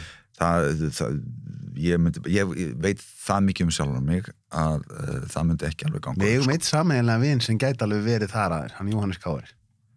Já. Sko, hann fer alveg full force inn í allt svona, sko, en hérna, og er dedikeraður í því, en sko ég sá svona blík í augunum á honum þegar hann var að tala um það þegar hann var hjá Tamiltígrunum í Sri Lanka og hafa verið að skjóta á einhverjum velbissum fyrir utan og eitthvað, sko. Já. Ég myndi ekki geta svoleið, sko. Nei, en sko það sem að gerist hjá mér þarna er að sko að ég á einhverjum tímapunkti þá get ég ekki lengur verið í svona þessari almennu umfjöllun það sem er að gerast þarna. Skilur þú veist, Einar og Ingi réttilega vildu fá okkur til þess að hérna kofvera sko fullt íþróttahús af fólki sem var búið að missa sína nánustu, yfirleitt kallmennir drepnir, skilur þegar serbarnir voru allavega svona það liðlegir að þeir gáfu oft séns á konum og börnum að hlaupa út úr þorpunum áður en stórskotaliðs árásirnar hófust og þeir slátruðu öllum köllunum. En hérna og þarna sko vorum við búin að fara inn í svona þorp sem hafði verið lagt í rúst og hérna allir kallmennir því drepnir og bara nokkrum dögum hann áður og við erum búin að fara í þú veist rústirnar og allt blóðið drifið og eins og það var fjöldagrafir bara þarna á Engjónum fyrir neðan og þú veist, og ég var búin að finna og við vorum búin að finna hérna fjölskyldu semst, eftirlifendur þar sem að þeir voru í felum í Pristína, höfuðborginni og hérna vorum svona búin að hitta þau þar að þá sko í einhvern veginn þegar við vorum búin að fara í gegnum þetta, til dæmis finna litla stúlku sem hafi leið undir líkum foreldra sinna og hérna skiltmenna eftir 1 ár og sinna og síðan verið bara flutt á milli sveitabæja að sko þá hugsaði ég með mér sko ég get ekki verið í svona einhverju almennri umfjöllun þetta, þú veist, bara fjalla þú veist, mörg þúsund flóttamenn einhvern veginn, ég verði bara að fara núna í það að hjálpa þessari fjölskyldu þú veist og þannig ég sko fór úr hlutverki fréttamannsins og bara í því að reyna að bjarga lífi þú veist, einhvers fólks og sem að náttúrulega ekki mitt hlutverk. Nei. En það kannski samt á einhvern nátt mjög mannlegt að þessar tilfinningar komu upp. Já, þú veist, það það, en þarna skynjaði ég það að ég gæti ekki verið fyrir sáfréttamaður sem að bara svona hlutlagt einhvern veginn fer bara inn á vettvang og sem sagt tek ekki bullandi inn á mig skilur örlög fólks og einstaklinga. Ég geti það ekki. Þannig að það fór alveg með mig, sko, þú veist, að horfa upp á þetta. Hvernig var síðan þegar þú segir að það verið 1,5 mánuð á geðsjúkrahúsi í Danmörku? Var það þá, þetta á þessum tíma, var aðbúnaðurinn bara mjög góður og að því maður séð, sko, hvernig það voruð mjög mikla framfarir á geðsjúkrahúsum? Já, þannig, sko, ég lenti þarna í sko, til að byrja með á geðsjúkrahúsinu í Víðovri á hérna í Kaupmannahöfn fyrir utan Kaupmannahöfn þá lenti ég í svona meðferð sem betur fyrir var aflögð á Íslandi sko 1930 og þess að binda fólk niður og allt það sko, þannig að ég lenti í því og hérna og það var alveg ótrúlega mikil skelfing sem að fylgdi því í einhverja kannski, ég veit ekki hvað það var lengi en það var alveg heil eilífð fyrir mér ég gerði ekki mun á ég sá enga mun á degið á nóttu meðan á þessu gekk sko.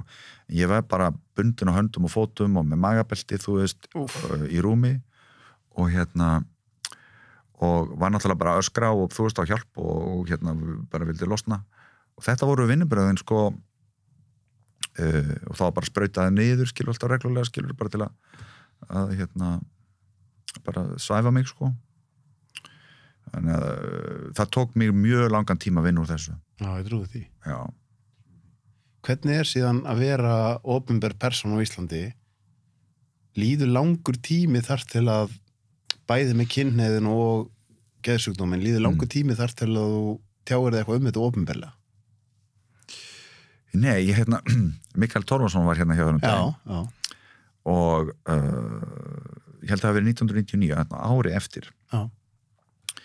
Að þá fer ég í svona vægamanju, tiltölulega vægamanju og aðalega svona bara tilfinningamanju, svona blússandi tilfinningamanju, grátandi yfir sjónvarpinu og þú veist og eitthvað öllu og örlugum veraldarinnar og hvað það sko, skilur og hérna og eftir það, þegar ég næ mér úr því og svona ákveða stíga skrefið að fara inn í geðhjálp og hérna verð síðan fljótlega þar formaður og svona að þá hefur Mikael samband við mig og plattar mig niður á Hótel Holt, það var svolítið flott hjá honum Holtið er svolítið góður vettvangur til þess að líka fá fólk til að hérna opna sig. Já. Skilurðu, hann vissi það, hann er klár. Hann er mjög vel gefinn. Já. Hann má eiga það strákurinn. Þannig hérna ég vissi ekkert sjálf sér hvað var að fara að gerast sko þannig en þarna sem sagt bara opna ég mig með það, kem bara út sem maður með geðsjúkdóm og samkynhneigður. Bæði í einu? Bæði í einu. Þetta var einhver forsíða á DFF. Og hvernig var það? Var það frelsandi? Já, það var ótrúlega frelsandi sko. Ég hugsaði ekki það fyrir en eftir á að ég hafði í rauninni ekki borið það undir eða rætt það við mína nánustu. Neitt sko. Ég bara, skilur, og það voru margir bara tiltölulega nánir mér og bara mjög nánir mér, jafnvel, og í fjölskyldunni sem að jafnvel vissi ekki, sko. Ég skil.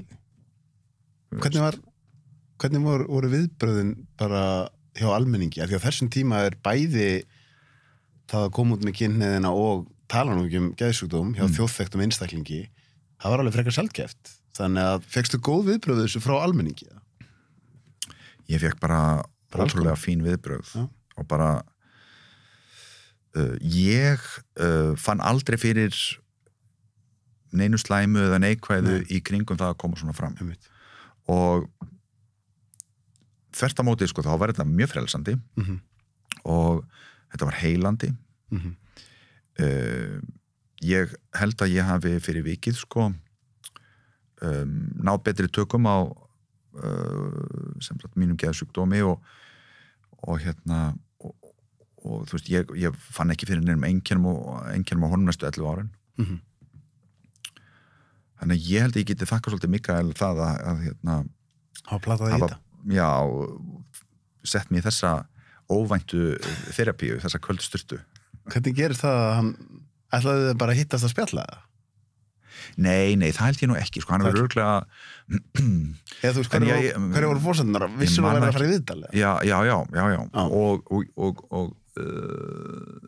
mér minnir nú að það hafi nú verið fyrst og fremst, sko, út af geðhverfunum og ég þarna náttúrulega, sko, komin inn í stjórn geðhjálpar og byrja að láta til mín taka í þessum geðheilbrigðismálum, sko. Þannig að það meikaði alveg sens að skilur og ég sá það líka strax þegar ég kom inn í geðhjálpa að það að gefa þessum geðsjúkdómum andlit. Það var einhver einn sko, hljóðfæraleikari í sinfóníunum sama áður komið út, sko, sem með þunglindi. Fólk bara sagði ekki á þessum tíma neitt frá sínum geðröskunum. Þannig að það fannst mér mjög mikilvægt og vildi alveg gjarnan leggja mitt að mörkum í því. En mér minnir svona eins og kannski mann Mikael það betur en sko minnir að fyrirfram þá hafi ekki staðið til að ég kæmi út úr skápnum þarna á holtinu, sko. Nei. Ég get alveg ímynda með það að Mikael hafi verið góður í að veiða upp á fólki, sko. Já, mjög góður, sko. Þetta var gott viðtal. En þetta þetta áhugavert út af því að, og sérstaklega kannski á kallmönnum, að því að nú gaf ég út bók fyrir 1,5 árið þar sem að ég var að vísu búin að melta það mjög lengi. Ég man að ég var í samskiptum við þig þegar ég var að glíma við dálítið mikið kvíða. Alveg rétt. Og þú aðstofaði mig svolítið. Og þá var ég, og það var lungu áður en bókin mikið mér út. Ég var búin að vera að melta þetta mjög lengi. Ég held ég geti gert gagn með því að segja á einhvern hátt frá minni sögu. Af því það stendur ekki á enninu á mér. Akkurat. Ég sé búin að, þú veist, ég svona út af við kannski lítið út eins og einhver svona sætur sjónvarpsstrákur sem hefur bara haft það frekar fínt, skilur. En ég vissi ég geti gert mikið gagn. En pælingi var alltaf hvernig og síðan allt í hún þetta bara svona lístur í höfuð mér að gera þessa bók. Já. Og viðbröðin sem ég fekk eftir ég gaf sko öll skilabóðin sem ég fengið frá kallmönnum sérstaklega úr alls kyns þjóðfélagshópum af öllum aldri sem búin að glíma við þetta ennþá árið 2020 aleinir í sínu hotni og hafa ekki sagt neinu frá því. Maður myndi ekki trú þessu, sko. Það alveg stórmerkilegt. Það ótrúlega merkilegt. Það alveg stórmerkilegt að því að sko þetta svona kjarni okkar sko kristilegu menningar, getum við sagt. Það sko að sannleikurinn gerir þér frjálsa. Einmitt. Og þetta eru kannski mestu og dýrmætustu sannindin í biblíunni. Þannig að sko, og þetta svo satt, þú veist, eins og þú þekkir sjálfur, að sko, það svo satt að horfast í augu við veikleika sína, af því að það líka eina leiðin til að snúa því yfir í styrkleika. Akkurat. Það engin önnur leið. Akkurat. Talandi þetta, sko, veikleika, það var stærsta augnabliki sem ég upplifði eftir að bókin minn kom út. Það var þegar ég var að halda fyrirlestur í Hörpunni fyrir 300 manns og ég fattaði það ekki fyrir en ég var á sviðinu. Ég var með lista yfir öll geðlyfin sem ég hef tekið og þá fattaði einu sinni mátti 3 manneskjur í heiminum vita að ég var að glíma við kvíða. Mátti 3 manneskjur í heiminum vita að ég hefði tekið töflu til þess að reyna að laga kvíða. Það var mamma minn, pabbi minn og þá var þetta kærastan mín. Já. Hér stend ég fyrir svona 300 manns með lista yfir allar þessar pillur. Já. Og ég bara pæli hvort ég geti hjálpað einhverjum í salnum. Ég alveg frjáls. Já. Þetta besta dæmi í mínu lífi hvernig það sem ég hélt að væri minn mesti veikleiki var það mínum mesta styrkleika. Já. Þetta nefnilega sko stórmerkilegt og sko þessi dýnamík sem maður verður þegar maður gerir þetta, þegar maður byrjar að tala maður byrjar að segja frá og opna sig gagnvart öðrum að sko hvernig, þegar maður sko tekur skömmina sem hefur verið að hlaðast þarna upp og bara pakkar henni algjörlega saman. Akkurat. Og hún, þú veist, verður bara eins og bréfsnifsi sem að, þú veist, maður getur kastaði körfuna. Af því einmitt, skömmin yfir þessu, það er ekki eins og þið hafi eitthvað langa sérstaklega að ná þér í hennan geðsjúkdóm, sko, eða svo tekur maður eitthvað lyf til þess að reyna að láta sig líða betur, akkur eftir maður að vera mér finnst þetta svo merkilegt þegar maður er komin á þann stað að átta sig á því maður á ekki að skammast sig fyrir þetta, þá hugsa maður, hvað var ég að hugsa að skammast mig fyrir þetta? Já, akkurat, eftir, nákvæmlega, maður hugsa þetta svona bara, hvar var ég þá, sko? Akkur var ég þá, sko? Svona, en hérna, ég held að við þurfum einmitt líka sko akkurat núna á svona tímum sem að við lifum eins og núna að þá þurfum við að vera einhvern veginn enn ákveðnari því að við ætlum ekki að fara aftur í skiluru að þakka niður eða skammast okkur fyrir hver við erum. Einmitt. Þú veist, og hvað tilfinningar við höfum eða hvað við erum að glíma við. Þú veist, andlegt líkamlegt hvað það er, skilur þetta er rosalega mikilvægt sko að þessi vetur, hann verður töff. Hann verður töff og ég hef hugsað þetta með einhvern veginn þetta gerist mikið í hruninu síðast á hans ætla og nokkuð nátt að fara að gera lítið úr útrásavíkingum með stjórnmálamönnum. Það verður þessi tilfærsla að allt í einu get ég bara tekið allt mitt sálarlíf og þetta er bara allt Jón Ásgeir að kenna. Eða þetta er bara allt ríkisstjórnin að kenna. Ég sé COVID-tímabilið svolítið þannig að við erum öll, þetta er búið að áhrifa okkur öll. Við erum öll með einhvers konar ótta, en þetta eru misjafnir óttar. Minn ótti er óttin við að ég fá ekki að ferðast og óttin við lögregluríki. Ég ber hins vegar virðingu fyrir því að svo er annar með ótta yfir því að smitast það COVID. Svo er svo þriðji með ótta af að ættingjan smitast það COVID. Svo er svo fjórði með ótta af afkomunni sinni að því að ferðaþjónustu fyrirtækjans og svo er svo 5. með einn ótti viðbót og það held ég getur maður einhvern veginn leðum að gengst við því að ég er með eiginhagsmuna sem í minni skoðun að því minn ótti er svona en ég er tilbúin að hlusta á óttan hins og segja að þetta er alveg mikilvægur ótti hjá þér og minn er ekkert merkilegri, skilur. Og þannig getum við verið svolítið saman í að ræða málin án þess að við séum að kalla hvort annar fíbl, sko. Akkurat. Og við verðum líka bara svolítið að viðurkenna það fyrir sjálfum okkur og öðrum að við erum egoistar. Veist, það liggur í sko eðli mannsins að vera egocentriskur. Nákvæmlega. Og ef við viðurkennum það ekki, þú veist, þá erum við ekki að horfast í augu raunveruleikann.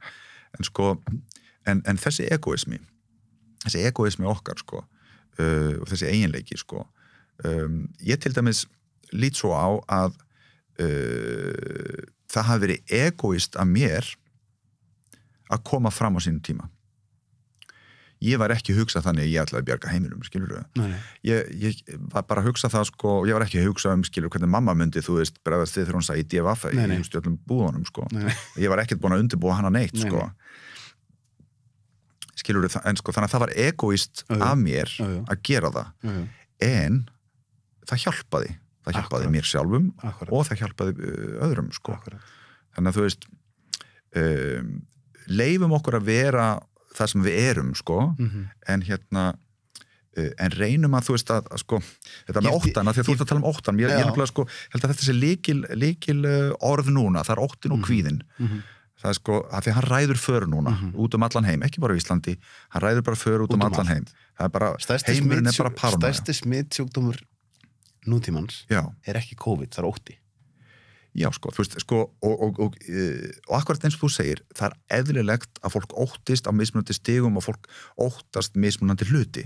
Algjörlega. Og alveg eðlilegt með það, skilur, á meðan þú óttast kannski mest, einmitt, mögulegt lögregluríki og einangrun og þú veist, og get ekki hérna farið frjálsferðaðina, þú veist, og ég hef þennan ótta líka, sem að þú ert að lýsa þarna, ég óttast þetta líka, þá eru aðrir sem óttast fyrst og fremst að sko þessi veira einhvern veginn eyðileggi líf þeirra eða þeirra nánustu og svo framvis, og þetta allt saman sko einhvern veginn eðlilegt og þetta allt saman einhvern veginn rétt, en ég held að við þurfum, sko, ég þarf líka sjálfur að reyna að átta mig á því, ok, ég óttast þessa einangrun og þetta lögregluríki og þetta, en hérna er sá ótti raunverulegur? Nákvæmlega. Þú veist, er sá ótti á rökum reistur, þú veist, og ég verð að reyna, þú veist, analysera þennan ótta til þess að sko, að hann fær ekki að hafa óeðlilega eða vonda áhrif á líf mitt. Og maður umgengst rosalega fólk sem svo í sletti like-minded. Þannig að til dæmis þegar landamærunum loka núna, þá einhvern veginn allir í mínu nær umhverfi ósammálisara ákvörðun. Og ég alltaf, já, samt líður mér þess að meirihluti þjóðarinnar sé ánægð með hana. Fatt að ég náttúrulega bara í minni búblu, ég umgengst fólk sem hugsar svipað ég. Já. Svo rekst ég á einn góðan mann, leikara sem ég þekki ágætlega, og hann fyrsti maðurinn sem ég ræði við, sem segir bara mjög hrifinn af þessari ákvörðun. Og þá auðvitað ég misjafnlega stemdur, en þá var ég svo glaður að það fyrsta sem kemur upp í mér ok, mér finnst þetta geggjað, mér finnst æðislegt að fá loksins manneskju hérna fyrir fram mig, sem á þessari skoðun, og ég ætla að hlusta á viðhorfið. Já, akkurat. Að því kannski nær hann að samfæra mig að ég sé orðin egocentrískur í mínu, að því ég bara að ræða mína skoðun við mitt fólk sem sammála mér, skilur. Og manni hættur auðvitað til, ég finn þetta auðvitað líka, þú veist, að akkurat að vera ómikið í einhverju búblu fólk sem like-minded, sko, við sjáum alveg hvernig til dæmis samfélagsmiðlarnir fungera og algoritmarnir og þetta hvernig þetta velja fólk saman. Þannig að sko við þurfum að vera líka meðvituð um þetta, og ástandið eins og það núna það mörguleiti, sko, það ofsalega áhugavert, og fyrir okkur sem fjölmiðlamenn þá þetta náttúrulega gríðarlega mikill konfektkassi þetta COVID-ástand allt saman, sko, bara að pæla í bara, þú veist, sko mannlegu eðli og pæla í viðbrögðum, mismunandi viðbrögðum, mismunandi sjónarmiðum og viðform og svo framvegis, og ég að vona það að þú veist fjölmiðlamenn fari svona svolítið almennt að sko reyna að líta á þetta þar, þú veist. Akkurat, frábær punktur. Skilur í að sko að virkilega segja, þú veist, ok, við verðum að sko analysera þetta og vera miklu gagnrýnni í nálgun á þetta viðfangsefni, af því að þetta er sennilega kannski einn stærsta prófraun sem að mannkynið hefur gengið í gegnum allavega frá síðari heimsstyrjöld, sko, allt mannkyn, og við erum öll á sama báti, þetta heimsfaraldur, þannig að við erum öll á sama báti með þetta, og þetta ofsalega, sko, rosalega áhugaverð stúdía sem að við getum farið í gegnum bara út frá svo mörgum sjónarhóðnum. Einmitt. Það ef maður leifir sér að stíga tilbaka og taka þetta sjónarhóðn sem þú ert að lýsa, þá þetta náttúrulega brjálæðislega áhugavert. Já. Það eru brjálæðislega áhugaverðir hlutir að gerast í heiminum. Sko. Já, og ég til dæmis líti ekki á þessa veiru sem óvinn. Ég hef aldrei litið á þetta þannig að við sem einhverju stríði við þessa veiru. Nei. Við náttúrulega ef við erum í stríði við eitthvað, þá erum við í stríði við okkar lífshætti sem hafa búið til þessa veiru. Það að sko búsvæði dýra, það hefur gengið svo alvarlega búsvæði dýra á undanförnum áratugum, og hérna, og þetta hvað sko verið að éta allt mögulegt og ómögulegt. Þetta, okkar lifnaðarhættir, hvernig við höfum farið að ráða okkar sem mannkinn, það að búa til þessa veiru. Þannig að mér finnst það algjörlega röng nálgun að þetta sé eitthvað stríð við einhverja veiru og veiran sé einhver óvinnur. Sko, okkar lifnaðarhættir eru það, og við þurfum núna að nota þetta sem sýnidæmi, stórt sýnidæmi það að við þurfum að breyta okkar háttum, og það óvart mun síðan leiða til þess að við getum hugsanlega lagað aðeins stöðuna varðandi loftslagsbreytingarnar. Mér svo áhugavert að maður leyfi sér að verða bara alveg hlutlaus og horfa á þetta alveg hlutlaust og einmitt ekki kalla þetta eitthvað jákvætt eða neikvætt. Þá fyrir maður svolítið að skoða þessi veira, jafn mikið hún að valda okkur gríðalegum óþægjendum og þetta hræðilegt að fólk sé að deyja allt þetta. Hún að sýna okkur alls konar hluti sem voru þarna undir niðri. Já. Sem eru núna allir að koma upp á yfirborðið. Já. Alls konar einmitt hluti með lifnaðarhættin okkar, bara óttan okkar, þjóðernishyggju, alls konar dót. Já, sko. akkurat. Þannig að þetta á svo í sletta á svo mörgum levelum rosalega áhugavert. Og þetta mjög mikil prófurinn á fjölmiðla, á stjórnvöld, að sko, að það gerist ekki með þessu, frekar heldur en það gerðist sko fyrir á síðustu öld, að sko, að óttinn, að hann læsi svo rækilega sig, klónum, að sko, að mannréttindi, lýðræði og þessi hlutir býði skadað. Mér finnst tvennt sem hún nefndi núna með stjórnmála fjölmiðla og þú nefndir áðan setningu, sannleikurinn gerir yður frjálsa. Bæði stjórnmálamenn og fjölmiðlamenn þurfa svolítið að skoða þessa setningu. Hversu margir stjórnmálamenn eru núna að taka einhvers konar ákvarðanir en þeir eru ekki alveg í sannleikanum. Já, og þeir fela sig á bak við aðra. Það bara verið að hugsa hvernig get ég náð endurkjöri, en ef þú væri bara í sannleikanum, ég ætla bara að gera það sem ég held að sé best fyrir alla, þá væri kannski að taka aðra ákvarðanir. Sko, núna getum við ekki verið að taka ákvarðanir út frá sko Gallup-könnun. Nei. Núna verður við að taka ákvarðanir sem eru djarfar, en sem eru svona prinsip ákvarðanir líka, sem snúast þú veist bara, þú veist, sko hver við erum, hvar við erum líka, þú veist að það skiptir máli að við erum hér í miðju norður Atlantshafi, háðar í flugsamgöngum heldur en sennilega nokkurt annar land í heiminum. Þar með tala Nýja-Sjáland að þeir eru allavega skilur 5 milljónir og við erum bara 350.000. Þannig að það skiptir máli hver við erum, hvar við erum og að það óvart ekki hægt að rekja neitt einasta hópsmitt til erlends ferðamanns. Og hvaða rök eru þá fyrir því að sko rústa íslenskri ferðaþjónustu og skapa miklu meiri vanda á Íslandi heldur en nauðsynlegt. Síðan líka bara enn einn vinkillinn í þessu sem aldrei ræddur og ég saknaði þess líka að hann væri ræddur í umræðunum Evrópusambandi á sínum tíma. Það alltaf bara verið að pæla í krónum og aurum. Evrópusambandi var til þess að koma í veg fyrir að það yrði önnur heimsstyrjöld í Evrópu. Akkurat. Og við vorum aldrei að pæla í langar okkur að vera hluta Evrópu. Nei. Þetta var alltaf bara græðum við að töpum við. Og eins núna krónur og aurar, hvers konar land viljum við vera? Viljum við ekki vera land sem við erum eiland, viljum við ekki vera land sem með opin landamæri og með opin flutning fólks og varning á milli landa og allt þetta, þetta varningur enn að koma til landsins, ég ekki að gera lítið úr því, en við erum líka að fara í þessar prinsipspurningar, bara hvernig samfélag viljum við vera? Minnst þetta bara algjörlega að vera málið, sko. Við höfum talið okkur hingað til vera norræn þjóð, vestræn þjóð, evrópsk þjóð. Akkurat. Hvernig Evrópa að gera þetta núna? Það eru bara öll landamæri opin í Evrópu. Já, og landamæri þetta ekki sko, stundum við verið að tala landamærin eins og þetta sé svona eitthvað tæknilegt fyrirbæri og við getum bara svona, þú veist, loka þessu opnað sko, bara svona eins og þú veist, sko fram og tilbaka einhver sveif.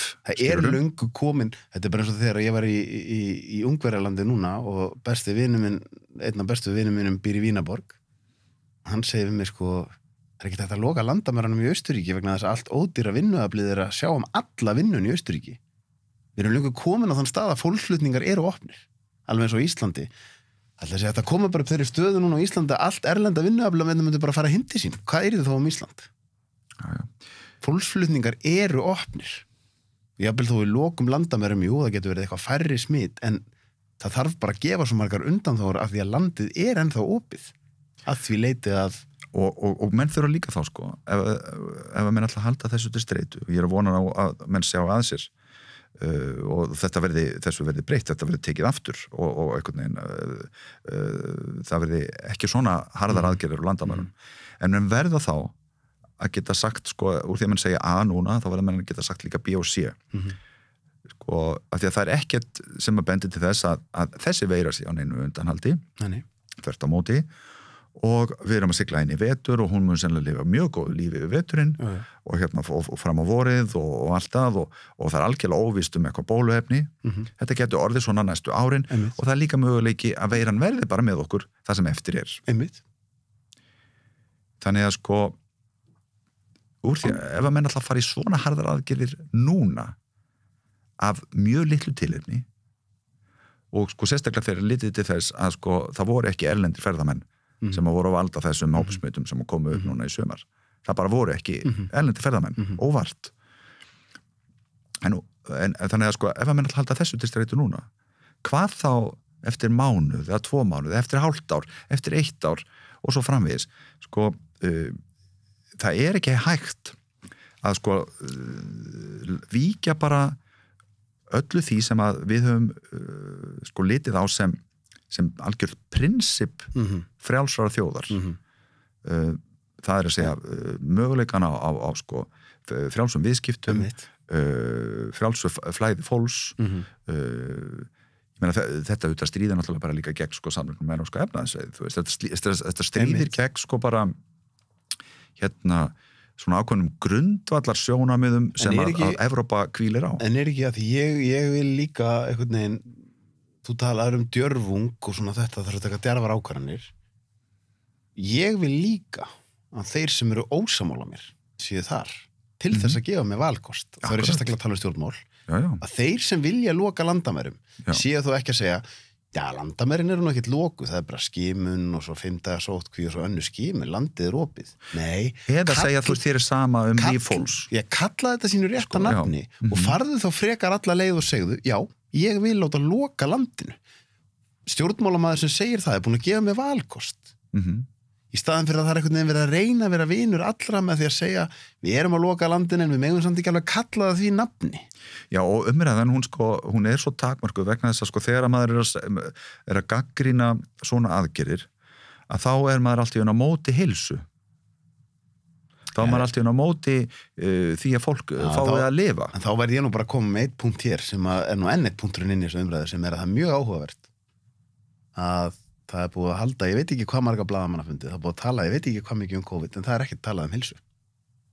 Nú ég orðin talsveit mikil expert í heilsu og ég ætla ekki að fullyrða tölur hér að því ég þyrfti að glugga það upp, en ég búin að skoða það að ef þú sefur undir, ég held ég sé að fara rétt með að þú sefur undir 6 klukkutímum á nóttu, þá eru líkund að þínur að pikka upp vírus búin að minnstakosti tvöfaldast.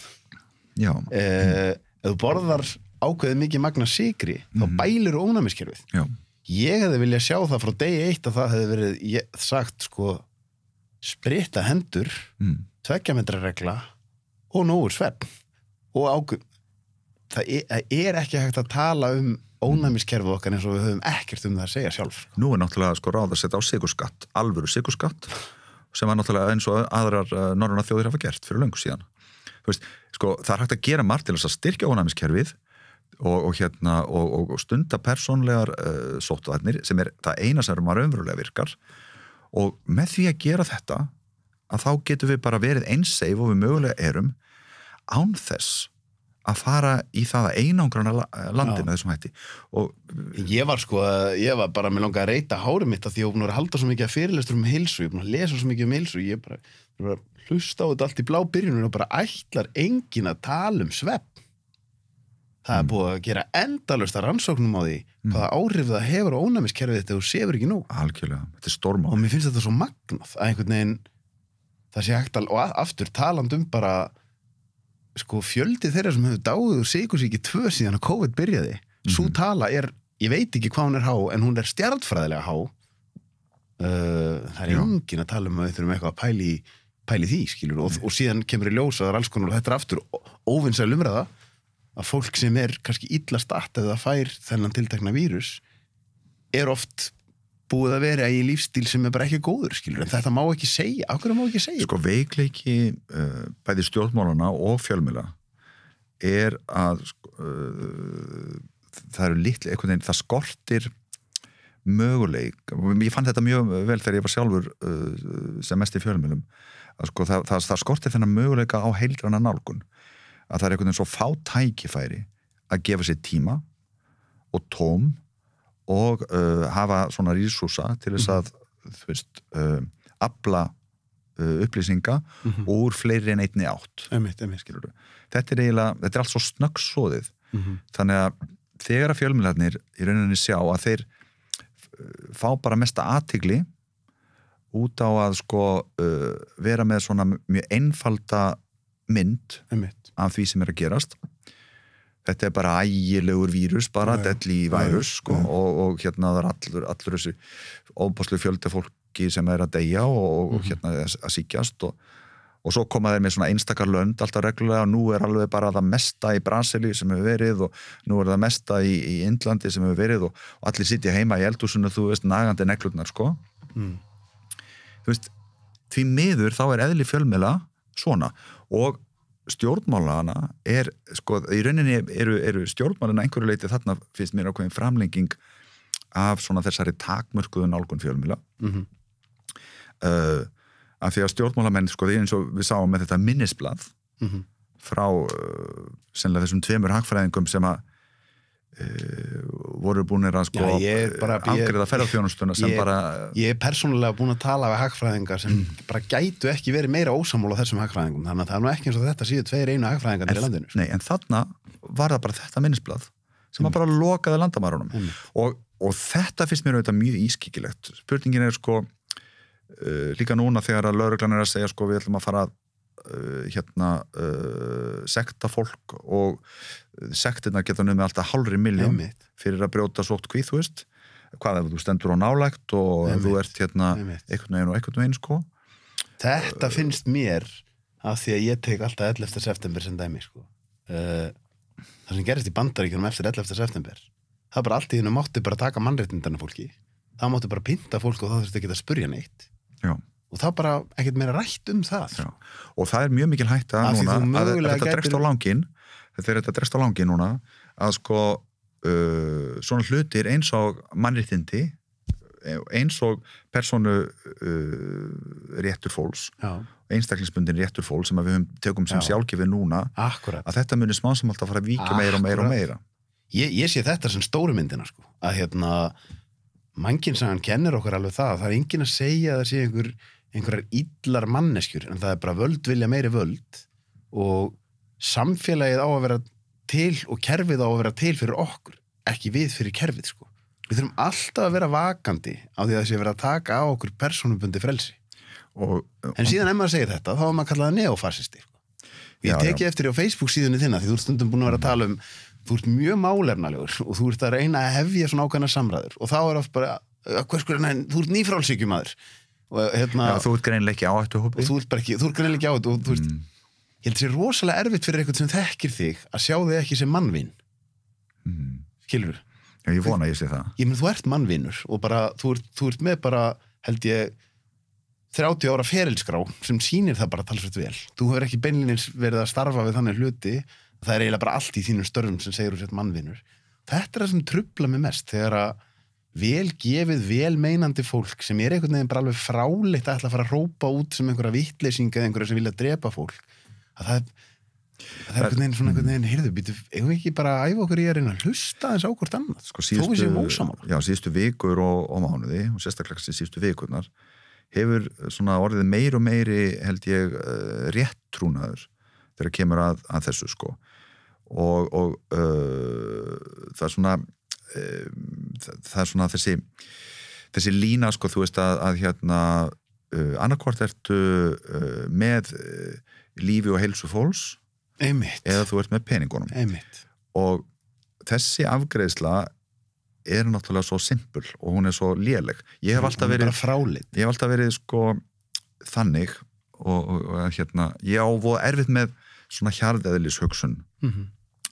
Ég á voða erfitt með að sætta mig við að það sé bara eitthvað svona viðurkennd skoðun sem að maður verð að fylgja og maður get ekki einhvern veginn vikið út frá henni eða spurt spurninga eða gagnrýnt, þá sem maður svona fari í eitthvað annað lið eða þá sem maður komin í eitthvað lið sem er alls ekki gott lið og hérna, sko, mér har alltaf fundist þetta óþolandi ég tek undir hann þér nálgun og ég geri í því held ég, sko, reyndar að hérna, þegar ég verð var við það að það einhver svona réttrúnaður að búa sig að leita mismunandi sjónamið, leita einhvers annars vinkils vegna þess að það er svona að hringja allar viðvörunarbjöllur hjá mér, líka bara út af sögunni sem að við sjáum bara hvernig til dæmis bara í heimsstyrjöldinni síðari, hvernig heilu þjóðirnar gengu gessamlega göflunum í réttrúnaðinum og hvernig hægt var að teyma fólk og í ótrúleg hryllingsverk bara í nafni þess að þetta væri hinn rétta og eina skoðun. Já, og það ruglaði í þessu að við höldum einhvern veginn, ef ég hefði verið upp á þessum tíma þá hefði ég nú verið eitthvað allt öðruvísi. Nei, byrja fyrirgefðu, ég lærði sálfræði í háskólanum og ég lærði félagssálfræði. Það búið að gera endalaust að rannsóknum sem benda bara til þess að við erum bara nákvæmlega eins manneskjur. Við erum nákvæmlega eins og við bregðumst eins við og við höfum afskaplega lítið lært. Og það þarf alltaf hugrekki til að standa gegn megin strömmnum. Þannig að það var alveg erfitt á þessum tíma eins og það núna, sko. Já, menn það getur vel verið að ég hafi rangt fyrir mér, ég hef mjög ofta rangt fyrir mér og sko ég hef líka bara áskilið mér fullan rétt á að hafa rangt fyrir mér stundum. Án þess að vera kallaður illum nöfnum endilega fyrir vikið. Mér finnst eitt af mikilvægasta í lífinu finnst mér vera að ég geti skipt skoðun. Já, og þú getur haft rangt fyrir. Nákvæmlega, og einmitt. Með því að skipta skoðun maður ofta að viðurkenna að maður hafa haft rangt fyrir sér. Já. Og ég sé ekki hvað getur verið svona hræðilegt við það að hafa haft rangt fyrir sér og sjá, heyrðu, já, ég hefði rangt fyrir mér, þannig að ég ætla að skipta skoðun. Er það ekki bara allt í lagi? Já. En við erum farin að umræðu hefðin orðin svolítið mikið einhvern veginn þannig að ef þú ert ósammála mér, þá ertu bara hálfviti. Og þetta hefur sérstaklega kristallast í þessu COVID, sko, það hefur verið svona alveg svona black and white svolítið, skilur, þú veist, og annarkvort ertu með mér eða ertu á móti mér. Þú veist, og núna þurfum við að komast á nýjan stað í þessu. Við þurfum að komast á þann stað þar sem að við sko bara leitum upplýsingar, leitum staðreinda, setjum það á borðið eitthvað, en vegum og metum hvað er rétt að gera og svo framvegis. Ég óttast það svolítið náttúrulega nú þegar pólitíkin fyrir í gang aftur þegar þingi kemur saman að sko, því að það hefur nú ekki verið alveg sérstaklega beisin umræði hefði í þinginu að sko, að þú veist að það verði lítið uppbyggilegt sem kom út úr því. Þannig að þú veist að sko, svo skrýtna staða sem er í veröldunni að sóttvarnar sérfræðingar vítt og breytt í heiminum eru svona að mörguleiti sko orðnir hálfgerði einvaldar og orðnir svona einræðis herrar í ríkjónum sko, þú veist og stjórnvöldin taka bara svona við einhverjum minnisblöðum frá þeim það hvað ég að gera þú veist sko þetta er náttúrulega þetta sjálfs er gríðalegu lýðræðishalli sem að enginn einhvern veginn er að tala en þú veist sko með fullri virðing fyrir sóttvarnalæknum og þeirra fæi og allt það að þú veist að sko þá er alveg auðvitað hætt á því að það liggur í mannlegu eðli og þetta er bara menn að sko þeir eru búin að hafa svona mikil völd í marga mánuði og þegar það tegist síðan jafnvel fram á næsta ár og eitthvað skilurðu að sko að allur almenningur leggur algjört traust á sóttvarnalæknin þá eru auðvitað hætt á því að sko að þú fari mögulega að svona misnota þessi völd sem þú ert komin með eða stíga svona einhver skref og verða pirraður yfir það sem er svo langt frá því að vera sjálfgefið er að þú hefur völd að þú náir að halda í auðmýktina og ég verð að gefa þríeykinu hrós fyrir það alltaf þegar þau fá réttu spurningarnar sem eru dálítið gaggrínar þá finnst mér þau alltaf tilbúin til þess að viðurkenna það er gott fyrir okkur að vera gaggrín þið eigið að gaggrína okkur þið eigið ekki og ég verð alltaf glaður þegar ég sé glitt í þetta vegna þess að einmitt í mannlegu eðli er stundum að ef bara allir eru orðnir sammálaðir þá er bara hætt við að þú missir auðmýktina sko. Já, og sko og hérna Þórólfur sóttvarnalæknir hann hefur verið sérstaklega góður í því að benda á að nú sé tíminn fyrir pólitíkina að taka afstöðu til alls konar sjónarmiða og alls konar atriða sem að hann sem sóttvarnalæknir getur ekki verið að taka afstöðu tilbeint og er ekki neitt, sko, hann er á hans sérsviði, sko, þannig að sko, hann hefur verið að benda á þetta en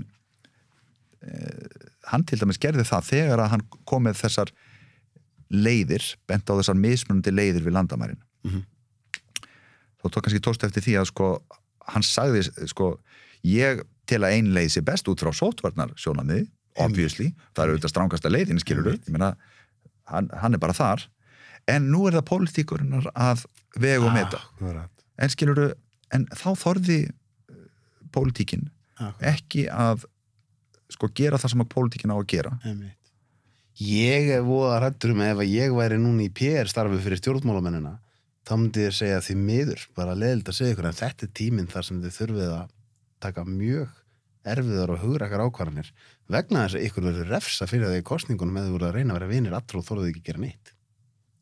Já, en ég er svolítið hræddur að sko að núna séu ráðin til stjórnmálamannana, þú veist, býði bara eftir faxinu frá Þórólfi. Það sem ég er að segja, það sem ég held að sé að gerast bara svona á mannamáli er að það sem hefur oft gerst í Íslandssögunni er að höfuðið í Sjálfstæðisflokknum, Bjarni Benediktsson, hann hefur verið mjög góður í að láta sig hverfa núna. Það hefur bara ekkert sést til hans. Svo kemur þetta landamæra sem er svona í fyrsta skipti sem kemur í alvörunni ákvörðun sem að mjög þjóðin klofnar mjög mikið. Þá er það svolítið Katrín og Svandís sem eru með það. Já, það sittur með þann beiska kallit. Já, og mig grunar að það gæti gerst í næstu kosningum að Vinstri grænir verði talsvert minni en þeir voru í síðustu kosningum. Þetta er svona það sem gerist aldrei oft. Sko. Eða þau metið það þannig að þau, sko, Vinstri græn ætla bara þarna Svandís og Kata, að þær ætla bara að vera alveg við hliðan á hérna sóttvarnalækni og hérna víki ekkert frá hans sko leiðbeiningum og svona bara, þú veist, treysta á vinsældir hans fram á kosningum. Að því að einmitt, aftur svo ég vitna aftur í Jóhannes K.R. er búin að vera að gera heimildamynd COVID. Jú. Og hann hefur séð það hvers konar, sko, við gerum okkur ekki grein fyrir því hvers konar hita Þórólfur til dæmis er búin að vera að taka, sko. Þetta fólk er bæði að fá hitan frá þeim sem finnst það að vera gert á lítið og gert á mikið. Já. En stjórnmálamennir er einhvern veginn að reyna að fría sig frá þessum hita. Það er bara ekkert sanngjarnt, sko. Einhvern veginn að ætla að vera bak við hann, það bara virkar ekki. Sko, þér er full frjáls sem stjórnmálamanni að segja bara, eins og Jón Gnarr gerði svolítið, bara, sorry, bara geðhelsa mín höndlar ekki lengur að ég sé í þessu djópi. Já. Hann er mjög líklega að geta hann að endurkjöri. Þér er full frjálst að hætta í stjórnmálunum, af því ég myndi mjög auðvitað að geta fært rauk fyrir þessi ömulegt djóp, en ef þú ætlar að vera í þessu djópi, þá verður þú líka að taka því sem fylgir djópinu. Sko. En ég held, sko, það hafi verið rétt fyrstu mánuðina að, sko, bara líka út frá sóttvarnalögum, að sóttvarnalögin í íslensku, þau eru bara þannig að, sko, það er bara gert ráð fyrir því að þetta þætta vald, skilurðu, að það stíi fram fyrir pólitíkina þegar að svona háttar. En það er náttúrulega, sko, þá gert ráð fyrir því auðvitað sem svona tímabundnu náttúrulega, það er auðvitað á einhverjum tíma verður pólitíkin að koma inn í. Og ég held að mikill meiri hluti Íslendinga hafi verið gríðarlega ánægði með að stjórnmálamennirnir stigu til hliðar, litið þríhyggju þetta, en sá tími er liðin. Eins og þú ert að benda á. Ég held að sé svolítið og þess vegna núna þýðir ekki fyrir stjórnmálamenninu að hugsa, við höldum þessu bara áfram endalaust. Nei, af því það kemur að tímapunktinum þar sem er bara, fyrirgefiði, efnahagshöggið er ekki komið þannig að það er á leiðinni, sko. Og Þórólfur var aldrei ráðinn til þess að sjá efnahag þjóðarinnar, sko. Nei, eða meta það einhvern veginn. Nei, og ég meina, hann þessu samhengi. Maður einhvern veginn kennir í brjóstum hann, þú veist að hann þarf einhvern veginn, hann er ráðinn í ákveðið hlutverk og hann á allt í hann að þurfa að fara að hugsa shit, er ég að fara bara að valda því að fólk er að fara í gjaldþrot og eitthvað. Það er ekki hann, sko. Hann lætur stjórnmálamennina hafa tillögur, en það er þeir sem eiga síðan að ákveða, sko. Já, en þetta er prófurinn á stjórnmálunum, þetta er prófurinn á sko fjölmiðla, að þú veist að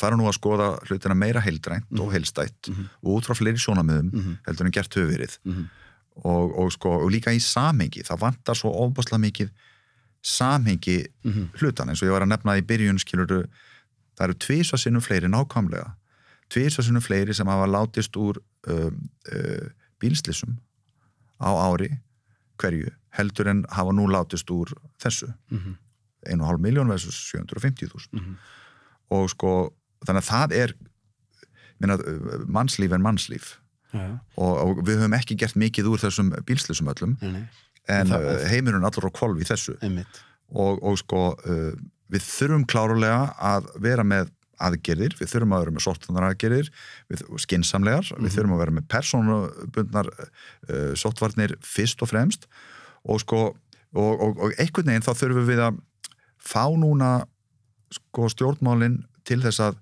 sameinast það að sko, þú veist, ok, við ætlum að búa til plan það hvernig við svona langtímaplan, hvernig við ætlum að lifa með þessu. Við ætlum ekki að vera svona, þú veist, bara með einhverja handbrennslu alltaf á sko, þú veist, að loka öllu og opna og loka og opna og loka. Við ætlum að, þú veist, og þjóðin, í stað þess að það sé að gerast sem að gerast aftur núna og gerast í sumar, náttúrulega í algjör kæruleysi hérna í júlí, allir voru búin að gleyma því hvað var í gangi. Að hérna, þá þurfum við bara að tileinka okkur á meðan að þetta þá þurfum við að tileinka okkur nýjar siði, nýjar umgengnisvenjur, þú veist, nýja samskiptahætti og þetta, og ef við bara gerum það, þá getum við haldið öllu, við getum verið með leikhús, skilur, þú veist, bara skipuleggjum það þannig, það eru grímur, það eru sæt á milli og hvernig sem það skilur, en við erum líka með flug og við erum líka með landamæri hér, þetta eiland. Akkurat, og það er ekki að stilla þessu upp eins og þetta sé annarkvort eða, sko. Nei. Mér langaði aðeins að tala við þig hérna, sönnýslega sakamál. Því að sko, þegar ég tala við fólk raddir, þá er yfirleitt tvær sem eru nefndar, og hinn raddin er búin að vera hérna, það er Ólafur Darri. Það er ekki leiðum að líkjast. Nei, það er nefnilega ekki leiðum að líkjast. Ólafur Darri er bara alveg stórkostlegu náungi, sko. En þið eruð svona mjög nefndir í mín eyru sem svona uppáhalds raddirnar hjá fólk. Já, gaman að heyra. Já, þú lítur nú að hafa heyrt þetta. Já, ekki samanburð við hann, sko. Nei, en samt, það er eitthvað við röddina þína og þetta einhvern veginn, mér er svo gaman líka með sönnýslega sakamál, því þegar að það eru gerðar seríur hérna, og ég náttúrulega vann síðan mikið með Sævari Guðmunds, leikstjóra í myndinum fótboltalandsliðið, að ég geri síðan handrit að síðustu seríunum í sönnýslega sakamálum. Þá finnst mér svo gaman að unga fólkið, það myndi eftir þessum þáttum, alveg niður í aldri, og þetta er ennþá svona einhvern veginn svona legendary þættir hjá ungu fólki sem er bara, og síðan þú núna byrjaður að vinna meira með þetta inn á Storytel. Já, það er mjög, einmitt eins og segið, það er mjög skemmtilegt hvernig sko þessi þættir hafa lifað með sko nýjum kynslóðum, sko fyrsta serían sem ég gerði þarna 1999 að hérna þú veist, þá voru, ég man ekki hvort voru 8 þættir eða hvað var, að sko þú veist, krakkar sem voru ekki fædd þá og bara alls ekki, skilur kannski bara 15 ára í dag eða eitthvað, hafa verið að þú veist hlusta þá þætti og horfa á YouTube og þeir hafa illu heilli verið náttúrulega settir þar upp þó það segjum ekki, skilur eins og það er svona sjóranengja dæmi sko og síðan hef ég oft verið beðin að lesa inn einhverja ásáttíða myndbönd og svona, þú veist, einmitt í þessum grunnskólum og alls konar. Svo fórst inn í Rottweiler hundana. Já, akkurat, erpur.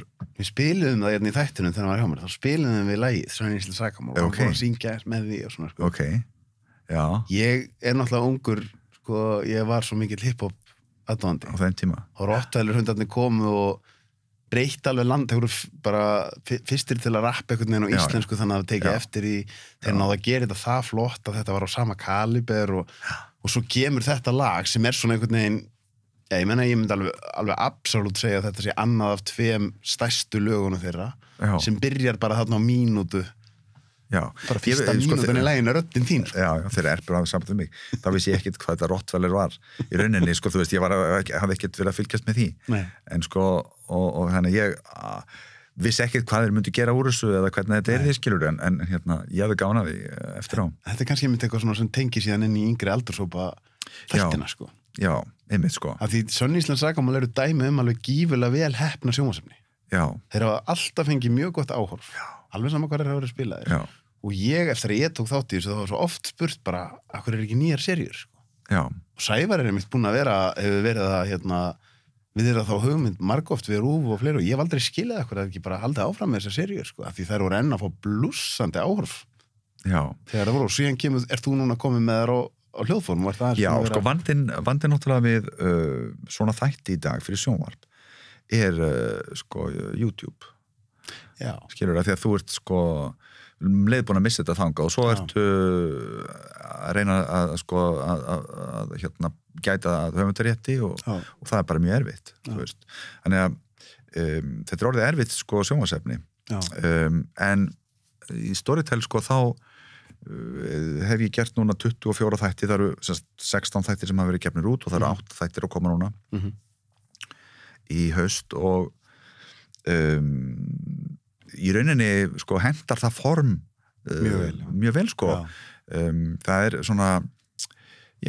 þú ferð öðruvísi inn í þáttinn sko, það náttúrulega ekki þá verið að leika neina senur, skilurðu þannig að náttúrulega framleiðslan mun einfaldari þú veist, en það samt viðtöl og svoleiðis allt saman sko og hérna hljóðeffektar og þannig að þetta sko pródúserað en það hefur verið gaman að sko gera þetta hérna í Storytel og ég finn það líka alveg sjálfur þegar ég að hlusta á þættina svona áður en þeir eru sendur út að sko þeir gefa heilmikið rými fyrir ímyndunarafl. Einmitt, ég ætla einmitt að segja það sem hljóði gerir að það gefa mikið rými fyrir ímyndunarafl. Já, það skemmtilegt. Já.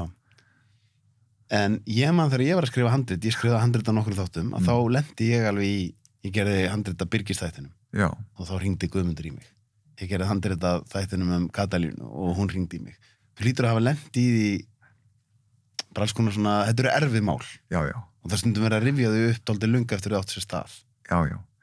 Já, þetta eru erfið mál og hérna sko leigubílstjóramálið svona kannski minnistæðist sko af þessum þáttum sem ég hef gert og sko strax í upphafi 1999 þá ger ég þann þátt það morðið á Gunnari Tryggvasyni leigubílstjóra 1968 hann á Rauðalæk sko já, þú veist ég fengið stundum beint og óbeint skilaboð frá aðstandendum og öðrum sko einhverjum hótunum eða eitthvað svoleiðis. Katalína hótaði mér núna daginn eftir að ég fór að tengja mig eitthvað aftur við þetta. Já, það, já. Já, hún er alltaf að senda mér eitthvað skilaboð og hóta mér öll ítli. Já, sko, en þú veist, ég býst við, þú örugglega þekkir það eins og ég, sko, að smám saman náttúrulega hætti maður að kippa sér upp svona, sko, þú veist, og það er orðið svolítið langt síðan að ég hætti að kippa mér upp við það, en þú veist, auðvitað alltaf svolítið skrítið ef einhver að hatast út í mann fyrir að segja frá einhverju og eins og í þessu tilvíki náttúrulega þá eru þetta allir sem mál opinber mál.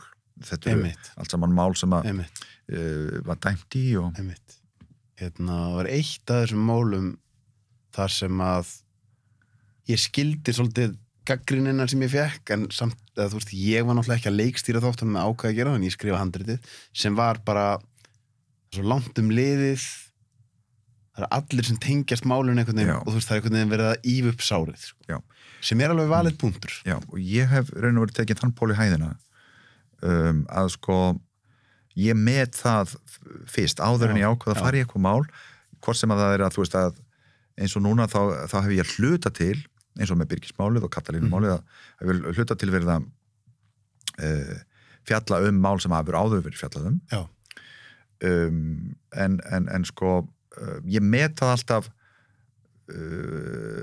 sko svona viðkvæmni stöðulinn getur við sagt sko undir sumum kringustæðum að það náttúrulega bara hafa afbrotin verið þess eðlis og svona að mér finnst sko að ég þurfi ekki að innan gæsalheppa vera að taka sérstaklega tillit til sakamannsins í því máli. Nei, einmitt. Og það eru kannski ekki aðstandendur augljóslega svona nærri sem að sem maður þarf að hugsa sérstaklega í því sambandi en og ég hef alveg ákveðið, sko ég hef stundum hætt við að fjalla mál af þessari ástæðu sem þú nefnir. Ertu ekki líka, þú ert búin að vera að vinna í einhverju verkefni með Jóhannes eða ekki? Jú, sko Jóhannes hefur verið að gera heimildaþátt flóttamenn. Já. Og ég svona blandast inn í það vegna minna afskipta af málefnum flóttamanna. Alveg rétt. Og þannig að það er svona, ég veit, það er kannski eitthvað svona hlý á því núna því að Jóhannes er upptekinn við COVID, sko. Já, hann er í COVID, hann kom í viðtal til mín og þá var hann þá kom hann gangandinn með kameruna og hann leiði viðtalið að búa og klukkan 9 kvöld, þá var hann að fara að halda áfram að vinna. Já, hann er náttúrulega, sko, þetta er bara, sko, fyrir hann, þetta er lífstíll í honum. Það er svoleiðis, sko. Já, við erum góði vinir, Jóhannes og við vorum einmitt til dæmis í Grikklandi saman í síðasta sumar út af þessari þáttagerð flóttamennina og hann hefur svo stórt hjarta. Rosalega stórt hjarta. Sko. Og hann er svo dedikeraður því sem hann fer í og bara, já, hann bara svo hlý og góð sál. En ég hef stundum sagt að þannig að þú veist, eins og við öll að þá getur hann alveg gert eitthvað sem kannski skakt, en það getur enginn sakað hann að koma frá vondum stað. Nei, sko, þú veist, það ekki til neitt illt í honum, sko, og bara, hann alveg ótrúlega, já, velhefnuð. Já, hann bara því, ég held að, ég hef sagt, sko, ég held að þegar maður byrjar í fjölmiðlum, þá maður með þessa hugmyndum að maður langar að gera samfélagið betra. Já. Og líka í stjórnmálum. Já. En svo bara umhverfið og annað að oft byrja leiðina, Jóhannes alveg ennþá þar og hann hefur ekki farið 1% af leiði því að hann ennþá í fjölmiðlum til að gera samfélagið betra. Já, akkurat, það alveg hárrétt. Það skiptir svo miklu máli, sko, að í rauninni líka að held ég, þessi, sko, við spyrjum okkur ekki nógu oft sem einstaklingar sko, hvaða gildi hef ég sem einstaklingur, hvers vegna ég að gera það sem ég að gera, hvað, sko, þú veist, að því ef að tilgangurinn eingöngu launin, þá verður maður að endurhugsa og fara að gera eitthvað allt annað, þú veist, að ég held að þetta, sko, að hafa gildi, hafa tilgang og ég var að lesa eina bók sem að eftir nágrannar minn sem að fjallar svona stjórnun og þar hann meðal annars að segja, sko, að maður ætti svona reglulega að fara í gegnum svotgreiningu, bara svona eins og fyrirtæki gera. Þú veist, bara styrkleikar, veikleikar, ógnanir og tækifæri. Og bara, og síðan náttúrulega þetta að hugsa, sko, í hverju skrefi, hverju vinnu sem maður fer í og hvert verkefni, þú veist, hver hinn raunverulegu tilgangur, þú veist, og hvaða gildi hef ég sem að gera það verkum að ég á að vera að gera þetta. Einmitt. Og Mikael Torfason, við ræddum þetta svolítið hérna og hann sagði, sko, þegar hann var kominn í síðasta rönninu sín í ritstýra Fréttablaðinu og þá var hann sagði, þá var ég alltaf vaknaði alltaf þegar ég komin á hann stað að ég með rosalega há laun en ég eiginlega ekki að gera neitt af því sem ég vil vera að gera sem blaðamaður. Ég að segja upp fólki, ég í því að reyna að laga Excel-skjöl fyrir eigendur. Akkurat. En ég vissi bara að ég þurfti að fara á silent retreat og ég einhvern veginn tengdi skildunum mínum það vel þar að það var búið að reka mig 3 vikum seinna. Já. Sem einmitt þetta, einhvern veginn, það rosalega, með margar svona æfingar og það einn maður sem ég ætla nú að fá viðtal seinna í haust, hann ekki þekktur, sko, en hann hefur kennt mér mikið í kring tíðin og hann kendi mér það meðal annars að það er mjög góð æfing að fara mjög reglulega í sína eigin jarðarför. Já. Og skoða hvað mun fólk segja þig, hverjir munu tala í jarðarförinni og þannig að þú getur tengt það sem þú ert að gera í dag við endalókin, sko. Já. Til þess að finna út hvað þú vilt í raun og veru vera að gera. Já, af því á endanum þá eigum við ekki neitt nema orðsporið. Akkurat, sko. Hann láta það vera lokaorðin. Það voru góð lokaorð. Já. Dásamlegt að fá þig. Sömuleiðis. Takk fyrir mig.